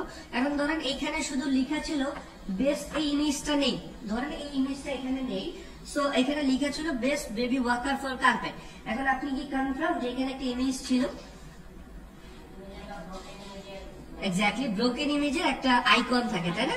ওকে ঠিক আছে। সো আর কি কারণে এখন এই ইমেজে অল্টারনেটিভ আছে কিনা সেটা লাইক অনেক সময় হয় না যে এখানে মাউসের কার্সরটা নিয়ে আসলেই দেখায় একটা লেখা ওঠে, সো ওইটা কি আমাদের অল্টারনেটিভ, ওইটাই অল্টারনেটিভ, তাহলে তো সেই হিসেবে এই ইমেজে অল্টারনেটিভ নেই নাকি? এই ইমেজে কি অল্টারনেটিভ আছে? ইমেজটা তো আছে দেখতে পাচ্ছি, কিন্তু এটার অল্টারনেটিভ আছে কিনা। এখন আমি এখানে মাউসটা নিয়ে আসলাম, কোনো লেখা উঠলো না, দ্যাট মিন্স কি এটাতে অল্টারনেটিভ নেই? নাই নাই আচ্ছা, অবশ্যই আছে। গুগলের অল্টারনেটিভ দুই ধরনের হয়, একটা হিউম্যান বিং এর জন্য, আরেকটা কার জন্য? গুগলের জন্য। সো আমরা ইমেজের অল্টারনেটিভ যখন দিব, আমি যদি মানুষের জন্য না দিই, ধরেন HTML সাইট ম্যাপ তো আমরা সবাই চিনি, আরেকটা হচ্ছে কি site map? XML site map. এখন HTML সাইট ম্যাপ আমি দিলাম না, আমার কোনো সমস্যা আছে? বলতো আমার সাইটের কোনো প্রবলেম হবে? কেন প্রবলেম হবে না? কারণ ওটা হচ্ছে হিউম্যান বিং এর জন্য, অর্থাৎ মানুষ যেন খুব ইজিলি আমার কন্টেন্ট গুলোকে একসাথে পায়, রাইট? আর এক্সাম্পল সাইট ম্যাপটা কার জন্য? গুগলের জন্য। গুগল যেন একটা পর একটা পায়। সো এখানে আমি যদি হিউম্যান বিং এর জন্য না দিই, কোনো প্রবলেম হবে না। আমার দরকার হচ্ছে কাকে দেখানো? গুগলকে দেখানো। বাট এটা দেওয়াটা ভালো, হ্যাঁ, যদি আপনি চান সেক্ষেত্রে এটা দিয়ে দিতে পারবেন। ওকে, সো তার যেহেতু আমরা দেখেছি তার সবগুলো ইমেজেরই অল্টারনেটিভ আছে, এখানে বলা হচ্ছে all images and alternate attribute, that means okay. So আমরা এটা দিয়ে দিলাম। এবার হচ্ছে text to HTML ratio. Text to HTML রেশিওটা কি কেউ জানে? একটা ওয়েবসাইটকে গুগল কিসের ভাষায় পড়ে বলেছিলাম একটু আগে? কোডিং এর ভাষায়। সো গুগল যে জিনিসটা সাজেস্ট করে, তোমার ওয়েবসাইটে তুমি কোডিং এর পাশাপাশি টেক্সটও রাখো, হ্যাঁ। সো আমরা যারা ওয়ার্ডপ্রেসে কাজ করবো, এখানে আমাদের কিছুই করার থাকবে না, তার কারণ হচ্ছে এটা সবটাই কোডিং এর উপর ডিপেন্ড করে। সো আমরা যত বেশি কন্টেন্ট দিব, আমাদের টেক্সটের পরিমাণ তত বাড়বে। সো এখানে দেখেন টেক্সট টু HTML রেশিও কত পার্সেন্ট আছে? 18.46%, রাইট? সো সবাই লিখে রাখেন, এটা 25% এর উপরে হওয়া লাগবে। কত লাগবে? 25%। আমাদের ওয়েবসাইটে এটা হবে 25% বা তার উপরে, হ্যাঁ। সো এখন এটাকে আমরা হাতে ধরে করতে পারবো? হ্যাঁ, আমরা যারা টুকটাক কোডিং জানি, সো আমরা কি করতে পারবো? এটা করতে পারবো। বাট আমরা যারা একদমই কোডিং নলেজ নেই, সো তাদের জন্য হবে না এটা। সো আমরা যত কন্টেন্ট দিব, এই টেক্সট টু HTML রেশিওটা ডে বাই ডে বাড়তে থাকবে। সো আমাদের এটা নিয়ে খুব বেশি একটা কাজ করতে হবে না, হ্যাঁ।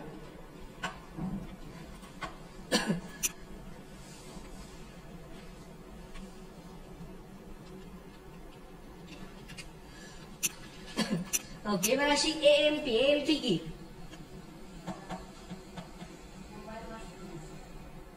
Mobile version.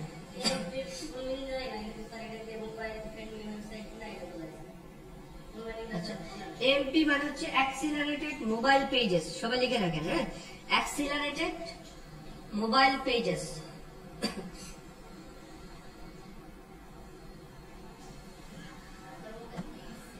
accelerated mobile pages।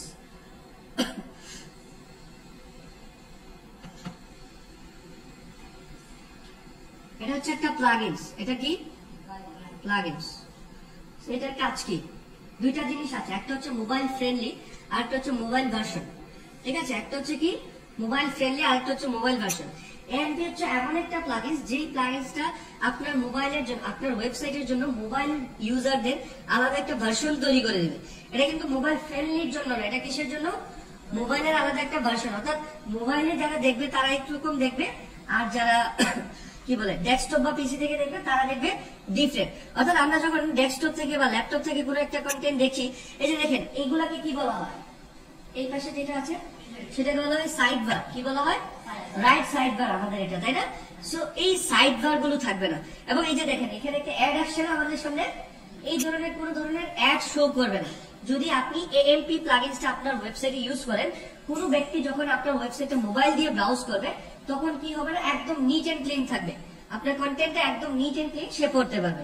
আর যদি এটা ইউজ না করে, তাহলে এই ধরনের সাইড বার থাকতে পারে, হ্যাঁ, এই ধরনের অ্যাড শো করতে পারে, যদি আপনি অ্যাডসেন্স অ্যাপ্লিকেবল হয়ে থাকেন। আচ্ছা, এটা গেল হচ্ছে মোবাইলের। হ্যাঁ, ডেস্কটপের জন্য না, ডেস্কটপের জন্য সাইড বার রাখা তো আমাদের ভালো। লাইক সে এখানে একটা কন্টেন্ট বললো, আমি তাকে রিলেটেড আরো কিছু কন্টেন্ট দিয়ে দিতে পারবো, সো আমরা সাইড বার রাখি। বুঝলি? হ্যাঁ, সেটাই তো। যদি আপনি এই AMP ইউজ না করেন, তাহলে তো মোবাইল অ্যাড শো করবে। যদি AMP টা ইউজ করে, তাহলে একটা শো করবে না, হ্যাঁ। না, যদি অ্যাডসেন্স অ্যাপ্লিকেবল হয় তাহলে আপনার এএমপি ইউজ করার প্রয়োজন নেই, তার কারণ আপনি তো ইনকামই করবেন অ্যাড দিয়ে, তাই না? সো এএমপি আছে কিনা এটা হচ্ছে জাস্ট কন্টেন্টের ইউআরএল এর শেষে আমরা লিখবো কি এএমপি। হ্যাঁ, যদি 404 বা নট ফাউন্ড লেখা আসে ওকে, সো আমরা দেখতে পাচ্ছি এটা কি লিখে আসছে, page not found. That means এখানে কি এএমপি আছে না নেই? আর নাই, এটা খুব স্বাভাবিকভাবে আমরা বুঝতে পারছি, তার কারণে চ্যাট গুলো আমরা দেখতে পাচ্ছি। ওকে, আচ্ছা, এটা হচ্ছে মোবাইলের জন্য আলাদা একটা ভার্সন, বাট আরেকটা কথা ছিল কি মোবাইল ফ্রেন্ডলি তৈরি করা, তাই না? সো একটা ওয়েবসাইটকে মোবাইল ফ্রেন্ডলি তৈরি করার জন্য কিছু থিম আমরা ইউজ করতে পারি, যে থিমগুলো অলরেডি মোবাইল ইউজারদের কথা চিন্তা করেই তৈরি করা হয়েছে। এর আগে আপনারা একটা থিম ইউজ করেছিলেন, তাই না? নাম কি ছিল? বিজনেস কি কনসালটেন্ট বা কনসাল্ট। ওকে, ঠিক আছে, বিজনেস কনসাল্ট। ওকে, আমি কিছু তিনটা থিমের নাম বলে দিচ্ছি, আপনারা সবাই লিখে রাখেন। হ্যাঁ জি, অলরেডি মোবাইল ফ্রেন্ডলি এবং অনেক বেশি লাইট ওয়েট থিম। প্রথমে হচ্ছে জেনারেট ট্রেস।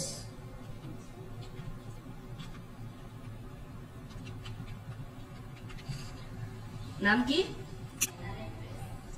দেখে সমস্যা নেই। জেনারেট ট্রেস খুবই ইফেক্টিভ এবং আমি আমার 3টা সাইটের ভিতরেই এই থিমটা ইউজ করে থাকি।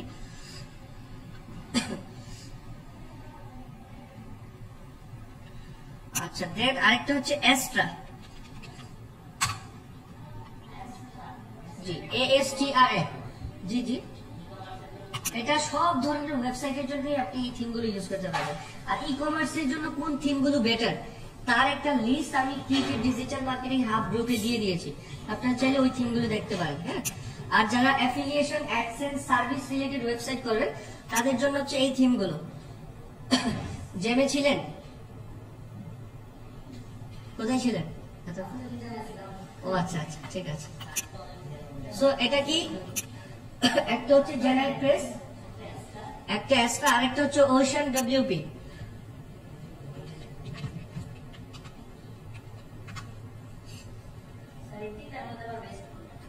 সবগুলোই বেস্ট। হ্যাঁ, বাট আমার পার্সোনাল প্রেফারেন্স থাকে হচ্ছে জেনারেট প্রেস, যেহেতু আমি যেটা ইউজ করি আমি সেটাতে কমফোর্ট জোন আমার।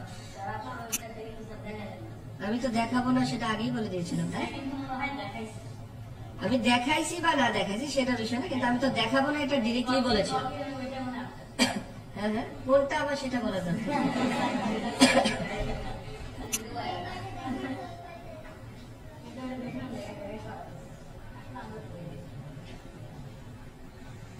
এবার আপনি বলবেন, হ্যাঁ আমার ওয়েবসাইটটা আমি দেখাবো না কেন? না, আপনাকে বলছি বলতে উনি বলবেন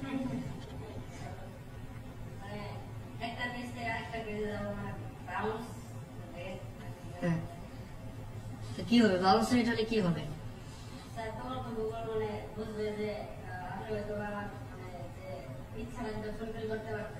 তাহলে এখন আমি কি চাইবো আপনার ইচ্ছা ফুলফিল করতে? আমার তো আমার নিজের ইচ্ছা ফুলফিল করতে হবে, তাই না? না, এরকম না। বিষয়টা হচ্ছে আপনি ওয়েবসাইটে গিয়ে কন্টেন্ট না করলে ওয়েবসাইটে বাউন্স রেট বাড়ে। আরেকটা বিষয় হচ্ছে আমি যা সেল করি তা তো আপনারা আমার থেকে কিনবেন না, তাহলে আমি জায়গা শুনে নিজের ক্ষতি তো করতে পারি না, এত ভালো মানুষ সকাল আমি না। ঠিক আছে, সো এই থিমগুলোর নাম লিখেছেন, generate press, এস্ট্রা, ocean WP। So এগুলো দিয়ে খুব ইজিলি আপনি কি করতে পারবেন, একটা থিমকে, একটা ওয়েবসাইটকে কাস্টমাইজ করতে। ওকে, ঠিক আছে, AMP নাই মানে ওকে আমরা নো দিয়ে দিচ্ছি। হচ্ছে সাইট ম্যাপ, কি সবাই তো জানি, তাই না? খুব সহজ জিনিস, তাই না? কে কে জানি না? সবাই জানি। গুড, আপনি বলবেন সাইট ম্যাপ কি আর কেন ইউজ করা হয়?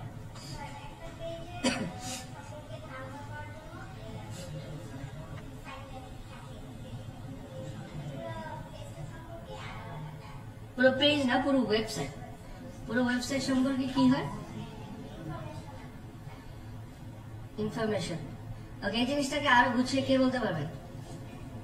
সাইট ম্যাপ কেন ইউজ করা হয় আপনি বলবেন? হ্যাঁ,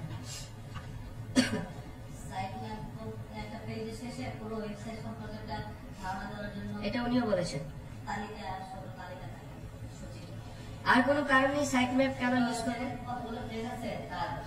লিস্ট থাকবে, লিস্ট থাকবে। তাহলে এটা লিস্টটা করে দিলে কি লাভ? কে বুঝতে পারবে?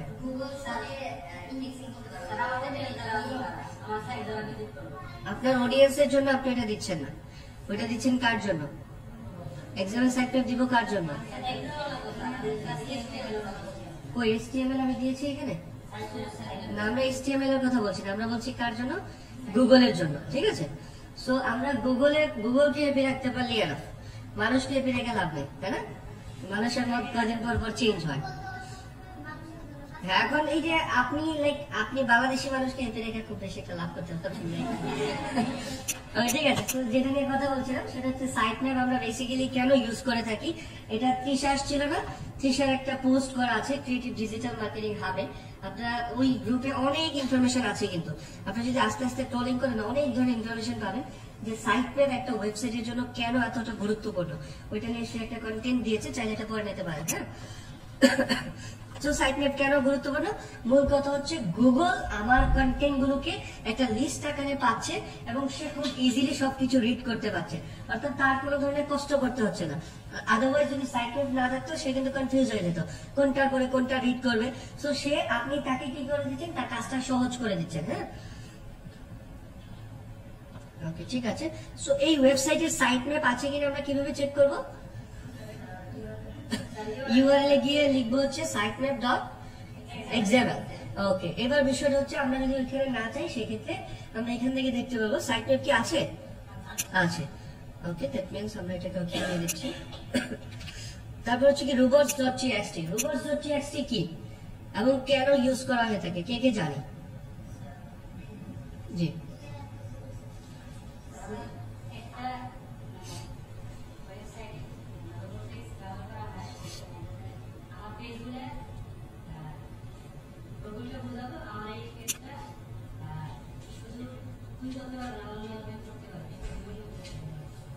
তাই গুগল এটা মানবে? আমার দিবা না তুমি আরেকজন দিবা না, হবে না।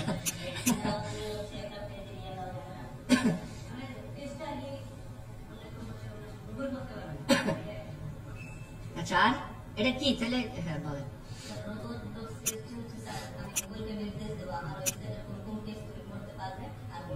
এক্স্যাক্টলি, সো অন্য কারো কথাও মাথায় রাখার দরকার নেই। বিষয়টা হচ্ছে ওয়ান কাইন্ড অফ ইনস্ট্রাক্টর। এটা আমার কিছু সেন্সিটিভ পেজ থাকতে পারে, লাইক আমার WP admin page. WP admin page তো অবশ্যই আমার সেন্সিটিভ পেজ, যেখান থেকে আমি ছাড়া হ্যাকার ছাড়া কেউ যাওয়ার প্রয়োজন নেই, রাইট? নাকি হ্যাকারেরও যাওয়ার প্রয়োজন নেই? প্রয়োজন আছে না, কারোর প্রয়োজন নেই। সো আমি ছাড়া অন্য কেউ যেন এই পেজে না যায়, সেজন্য আমরা কি করতে পারবো, ওই রোবটস এর থ্রুতে গুগলকে বলে দেবো যে গুগল তোমার আমার এই পেজগুলোকে রিড করার প্রয়োজন নেই। আপনার কোনো একটা কন্টেন্ট আন্ডার কনস্ট্রাকশন আছে, হ্যাঁ, যে কন্টেন্টটা আপনি এখনই পাবলিশ করতে চাচ্ছেন না, বাট এটা ওইখানেই আপনি লিখছেন, সো ওই জিনিসটাকে দেখানোর প্রয়োজন আছে না। বা আপনি আপনার সাইটটাকে যতদিন পর্যন্ত ইন্ডেক্সে না দিবেন, ধর আপনার সাইট আজকে নতুন কিনলেন, আজকে কি ইন্ডেক্সে দিয়ে দিব আমরা? না, আমরা কিন্তু মিনিমাম 10টা কন্টেন্ট পাবলিশ করার পর সাইটটা ইন্ডেক্সে দিই এবং সাইটটা মোটামুটি একটা ভালো কাস্টমাইজেশন করার পরে সাইটটা ইন্ডেক্সে দিই। সো আমার সাইটটা ধরেন একদমই নতুন, সো ওই সাইটকে ইন্ডেক্সে দিলে গুগলের ব্যাড ইমপ্রেশন আসবে নাকি পজিটিভ কোনো ইমপ্রেশন হবে? অবশ্যই নেগেটিভ ইমপ্রেশন আসবে। সো তখন আমরা কি করবো, গুগলকে বলে দিব আমার এটাকে রিড করার কোনো প্রয়োজন নেই। সো এটা কাজ করে কি হিসেবে? ইনস্ট্রাক্টর হিসেবে। হ্যাঁ, সো এই ওয়েবসাইটের কি আছে এটা? robots.txt নেই, সো আমরা এটা দিয়ে দিব নো।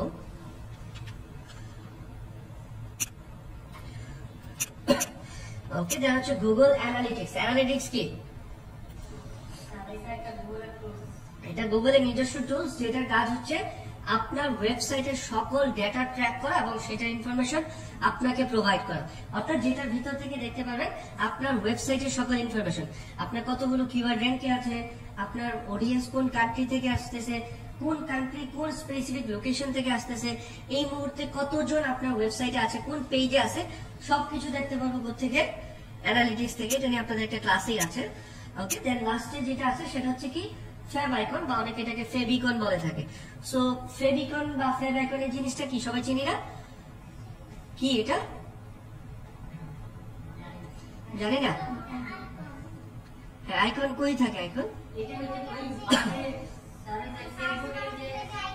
এই যে এটা ফেব আইকন মনে করতেছে এটাই, তাহলে এটাই। ওকে, এটাই হচ্ছে আমাদের কি আইকন? Feb icon. হ্যাঁ, অর্থাৎ আমাদের সার্চ বারে যে আইকনটা দেখা যায় বা শো করে সেটা হচ্ছে ফেভ আইকন। সো সবকিছু ঠিক আছে। না হ্যাঁ, এটা লোগোর আমরা লোগো একটা তৈরি করি, লোগোতে তো অনেক টেক্সট থাকে তাই না? সো আমরা এখানে কোনো টেক্সট রাখি না, এখানে হচ্ছে মূল থিমটা রাখি, লোগোর যে মূল ইয়েটা আইকনটা সেটা শুধু রাখি।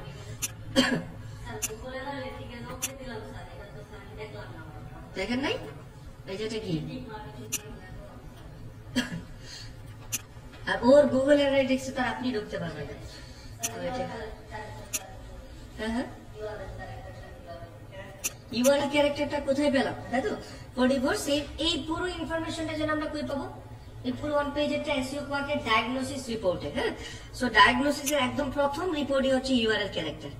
এই যে ইউআরএল দেওয়া আছে, দেখা যাচ্ছে না পিছনে? হ্যাঁ ওকে, আমি একটু জুম করছি এবার। বুঝিনি, তাহলে গুনতে হবে আপনাকে 1 2 3 4 এভাবে 44% ইউআরএল তার আছে না এখানে, এটা কি তার ইউআরএল না? আর ক্যারেক্টার বলতে কি বুঝাবে? প্রত্যেকটা এখানে যদি কোনো স্পেস থাকে, স্পেসও কিন্তু একটা ক্যারেক্টার হিসেবে কাউন্ট হবে। সো গোনার দরকার আছে নাকি এসইও কোড থেকে দেখে নেব? ওকে ঠিক আছে।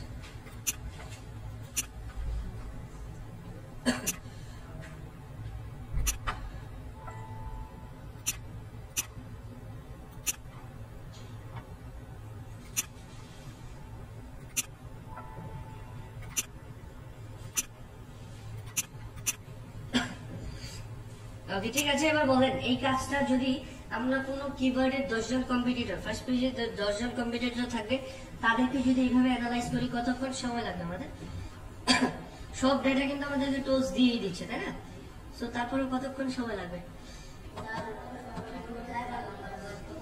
4-5 ঘন্টা তাই তো? বাকিদের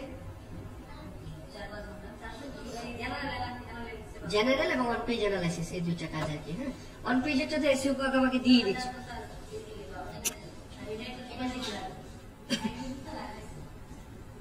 আচ্ছা 1-2 দিন। আর আপনার কতক্ষণ লাগবে বলেন? 5-6 কি দিন, সপ্তাহ, ঘন্টা? ঘন্টা। ওকে ঠিক আছে। আপনার কত সপ্তাহ? 1 সপ্তাহ। আপনি কি করবেন? আবার কোনো বিয়ে আছে? তাহলে এই কাজটা করতে তো ম্যাক্সিমাম আমি বলি যদি একসাথে বসে করেন ম্যাক্সিমাম সময় লাগবে 2 ঘন্টা কনফার্ম, এর বেশি আপনাদের সময় লাগবে না। তারপরেও আমি সময় দিচ্ছি হচ্ছে 2 দিন। হ্যাঁ, আজকে কত তারিখ? 24 তারিখ তো, আমাদের সময় হচ্ছে 26 তারিখ পর্যন্ত। বাড়ায় দিলে কি হবে?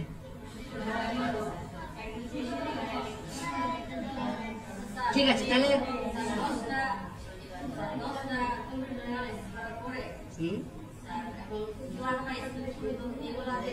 এইখানে আসার পরে কিওয়ার্ড বাদ হবে না, এটা কনফার্ম।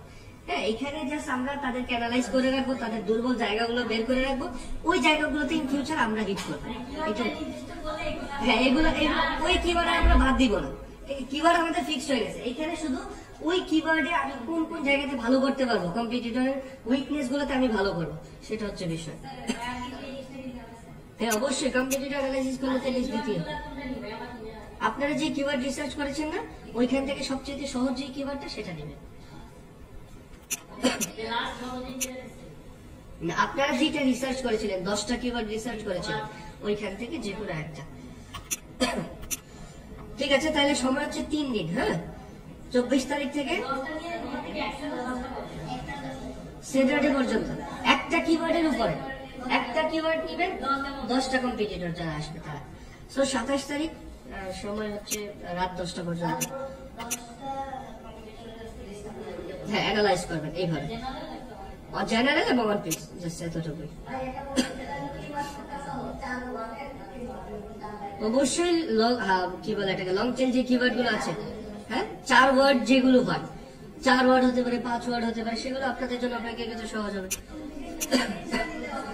হ্যাঁ, হবে না কেন? আপনার কাছে যদি মনে হয় ওইটা সহজ, এটা তো ওয়ার্ড হিসেবে কাউন্ট হয় না, ওইটার ডিফিকাল্টি যদি সহজ হয়, ওইটা কম্পিটিটররা যদি ইজি হয়, তাহলে ওই কিওয়ার্ডটা এমনিতেই সহজ। হ্যাঁ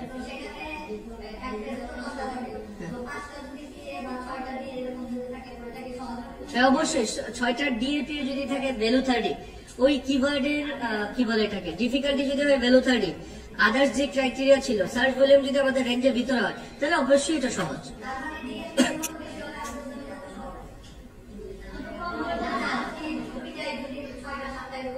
হ্যাঁ মানে যত 30 নিচে যত বেশি ওয়েবসাইট থেকে আমাদের জন্য তত সহজ হবে, ঠিক আছে।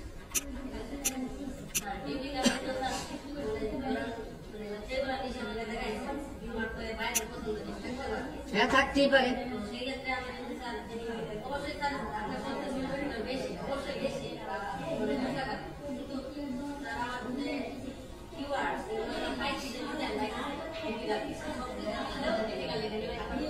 ডিফিকাল্টি মিলতে হবে। আপনি হয়তো বা DAP এর ক্ষেত্রে বলেছিলাম, হ্যাঁ DA-টা বেশি হলেও প্রবলেম নেই, কিছু কিছু ক্ষেত্রে PA-টা কম থাকলেই হবে, কারণ আমার কম্পিটিশন হচ্ছে পেজের সাথে।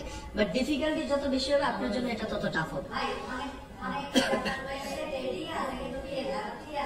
না PA-টা কম থাকতে হবে, এটা হচ্ছে ম্যান্ডেটরি। আর আমার কম্পিটিশন কি পেজের সাথে না, তার পুরো ওয়েবসাইটের সাথে তো না।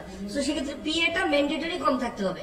আর ডিফিকাল্টিটা অবশ্যই যে ডিফিকাল্টি বলেছি according to moss difficulty value 30 হতে হবে। আর DA-টা কিছুটা বেশি থাকলেও প্রবলেম নেই, কনসিডার করতে পারবে, ঠিক আছে।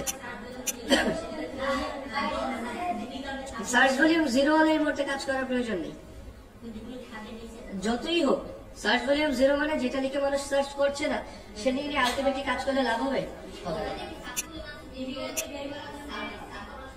হ্যাঁ এটা তাহলে যদি সার্ভার প্রবলেম করে সেক্ষেত্রে WMS API ইউজ করতে পারে, ওভারসাজেস্ট ইউজ করতে পারে।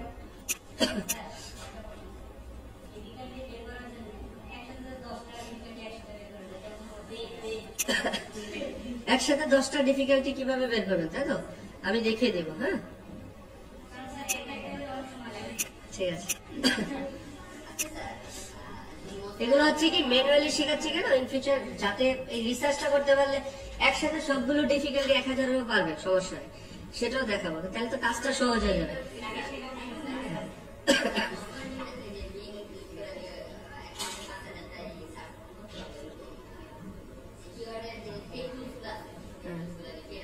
পারবেন না, পারবেন না। আছে অন্যগুলোতে আছে, আর এটাতে নাই, কিওয়ার্ডের জন্য নাই। হ্যাঁ অডিট করেছিলেন আপনারা সবাই, তাই না? অডিট করেছিলেন কিসের জন্য বলেন, কোন টুলস দিয়ে? স্ট্রিমিং টপ আর এজেন্সি অ্যানালিটিক্স? কোনটা? এজেন্সি অ্যানালিটিক্স 4-5 দিন। আচ্ছা মানে একটা অডিট করতে, আচ্ছা ঠিক আছে।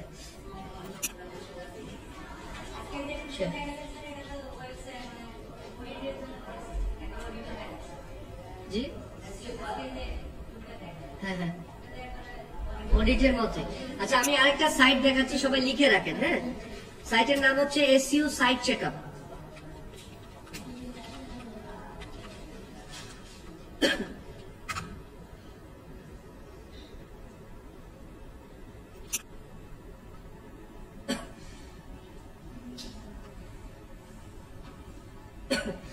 এটা কাজ হচ্ছে কি, আমরা যখন কোনো ক্লায়েন্টকে ওয়েবসাইট অডিটের রিপোর্ট দিব, বলেন তো কিভাবে দিব?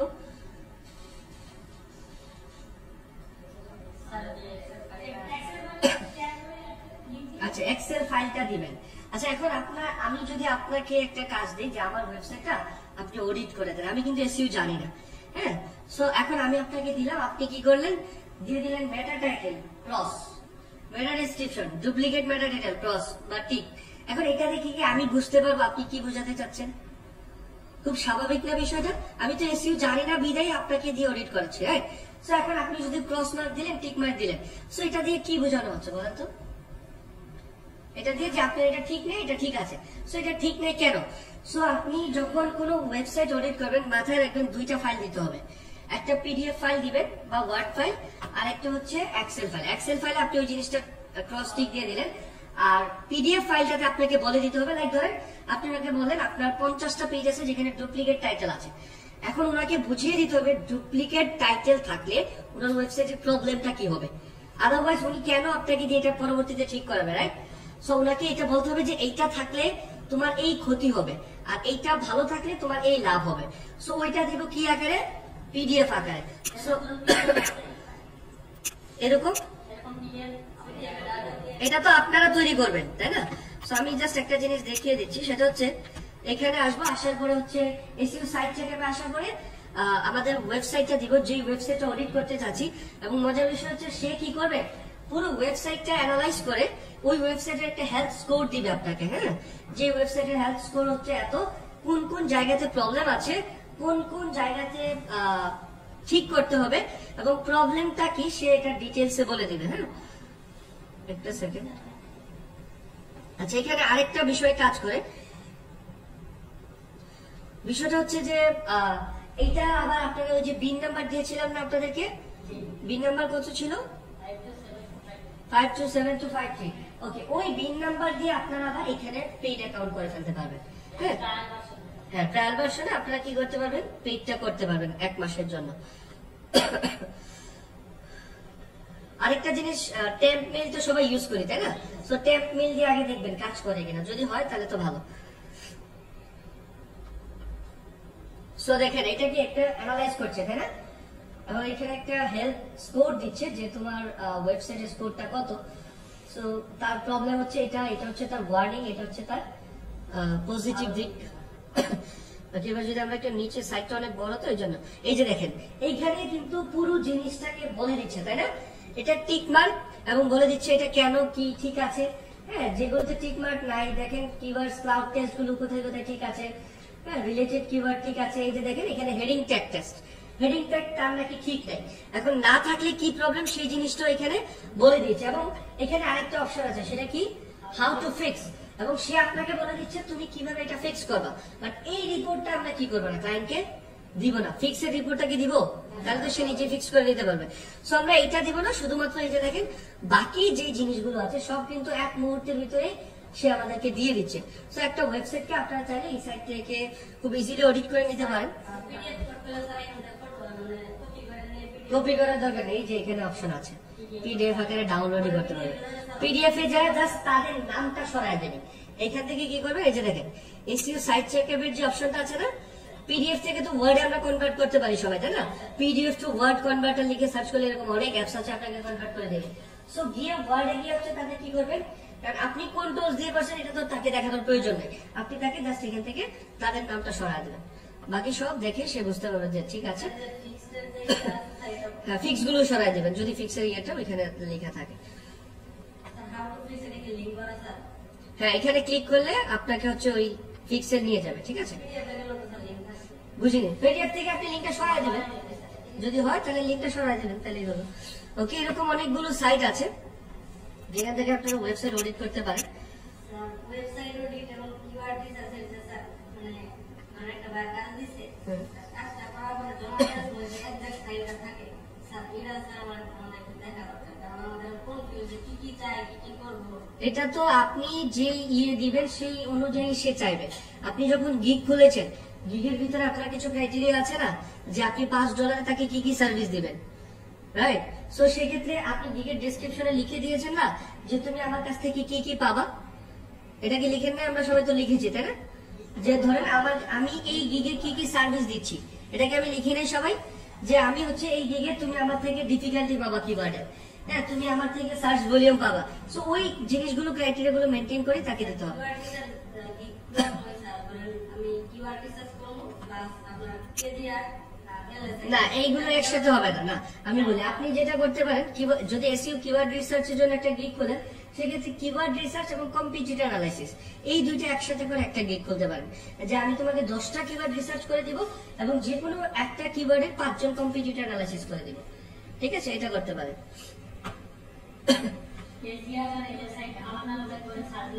হ্যাঁ, আমরা হচ্ছে এলএসআই না, কেজিআর এবং হচ্ছে আমাদের অন্যান্য যে কিওয়ার্ড থাকে মাদার কিওয়ার্ড গুলো, কেজিআর এর জন্য আলাদা একটা কি গিগ করতে পারেন। 15টা কিওয়ার্ডের প্রাইসও $15। এমনিতে আপনাকে $15 দিয়ে দিতে হবে 100 কিওয়ার্ড রিসার্চ, আর কেজিআর কিওয়ার্ড 15টা দেবেন, $15 নিতে পারবেন, ঠিক আছে? এবং এটার জন্য সে আপনাকে টাইম দিবে, আপনি তো গিগে টাইম দিয়ে রাখবেন। ধর আমি আপনাকে 15টা গিগ খুলে দিব, সরি কেজিআর বের করে দিব 3 দিন সময়। সো 3 দিনে 15টা কেজিআর পাওয়া টাফ না।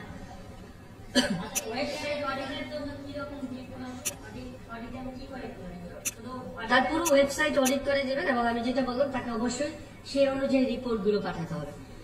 হ্যাঁ, একটা ওয়েবসাইট অডিট পুরো ওয়েবসাইটের অডিট যদি করেন সেক্ষেত্রে যদি টুলস ইউজ করে করেন সেক্ষেত্রে আমরা হয়তো $45 বা $50। আর যদি টুলস ইউজ না করে সে যদি চাই যে জাস্ট ম্যানুয়াল অডিট করে দাও, হ্যাঁ, সেক্ষেত্রে হয়তো $10 বা $15 ম্যাক্সিমাম। স্যার গিগে তো স্যার আমার ধরেন $45 একটা মানে লোন দেওয়া থাকলো, তো ওইটা আমার টুলস ইউজ করার ক্ষেত্রে, তো সেই ক্ষেত্রে যদি সে মানে বেসিক আপনি তো বেসিকেই $45 দিবেন না, বেসিকে আপনি তো বলেই দিচ্ছেন যে আমি এখানে তোমাকে শুধু ম্যানুয়াল অডিট করে দেবো। হ্যাঁ, দেন হচ্ছে যদি আপনার স্ট্যান্ডার্ডে যায়, স্ট্যান্ডার্ডে আমি তোমাকে ম্যানুয়াল এবং কি বলে এটাকে টুলস দিয়ে অডিট করে দেবো। তো সেক্ষেত্রে আপনি প্রাইসটা বাড়ায় দিবেন। সে যেটাতে অর্ডার করে, ধরেন বেসিকে অর্ডার করলে আপনি তাকে ম্যানুয়াল দিবেন, আর যদি স্ট্যান্ডার্ড অর্ডার করে তাহলে ম্যানুয়াল এবং টুলস দুইটাই দিতে হবে।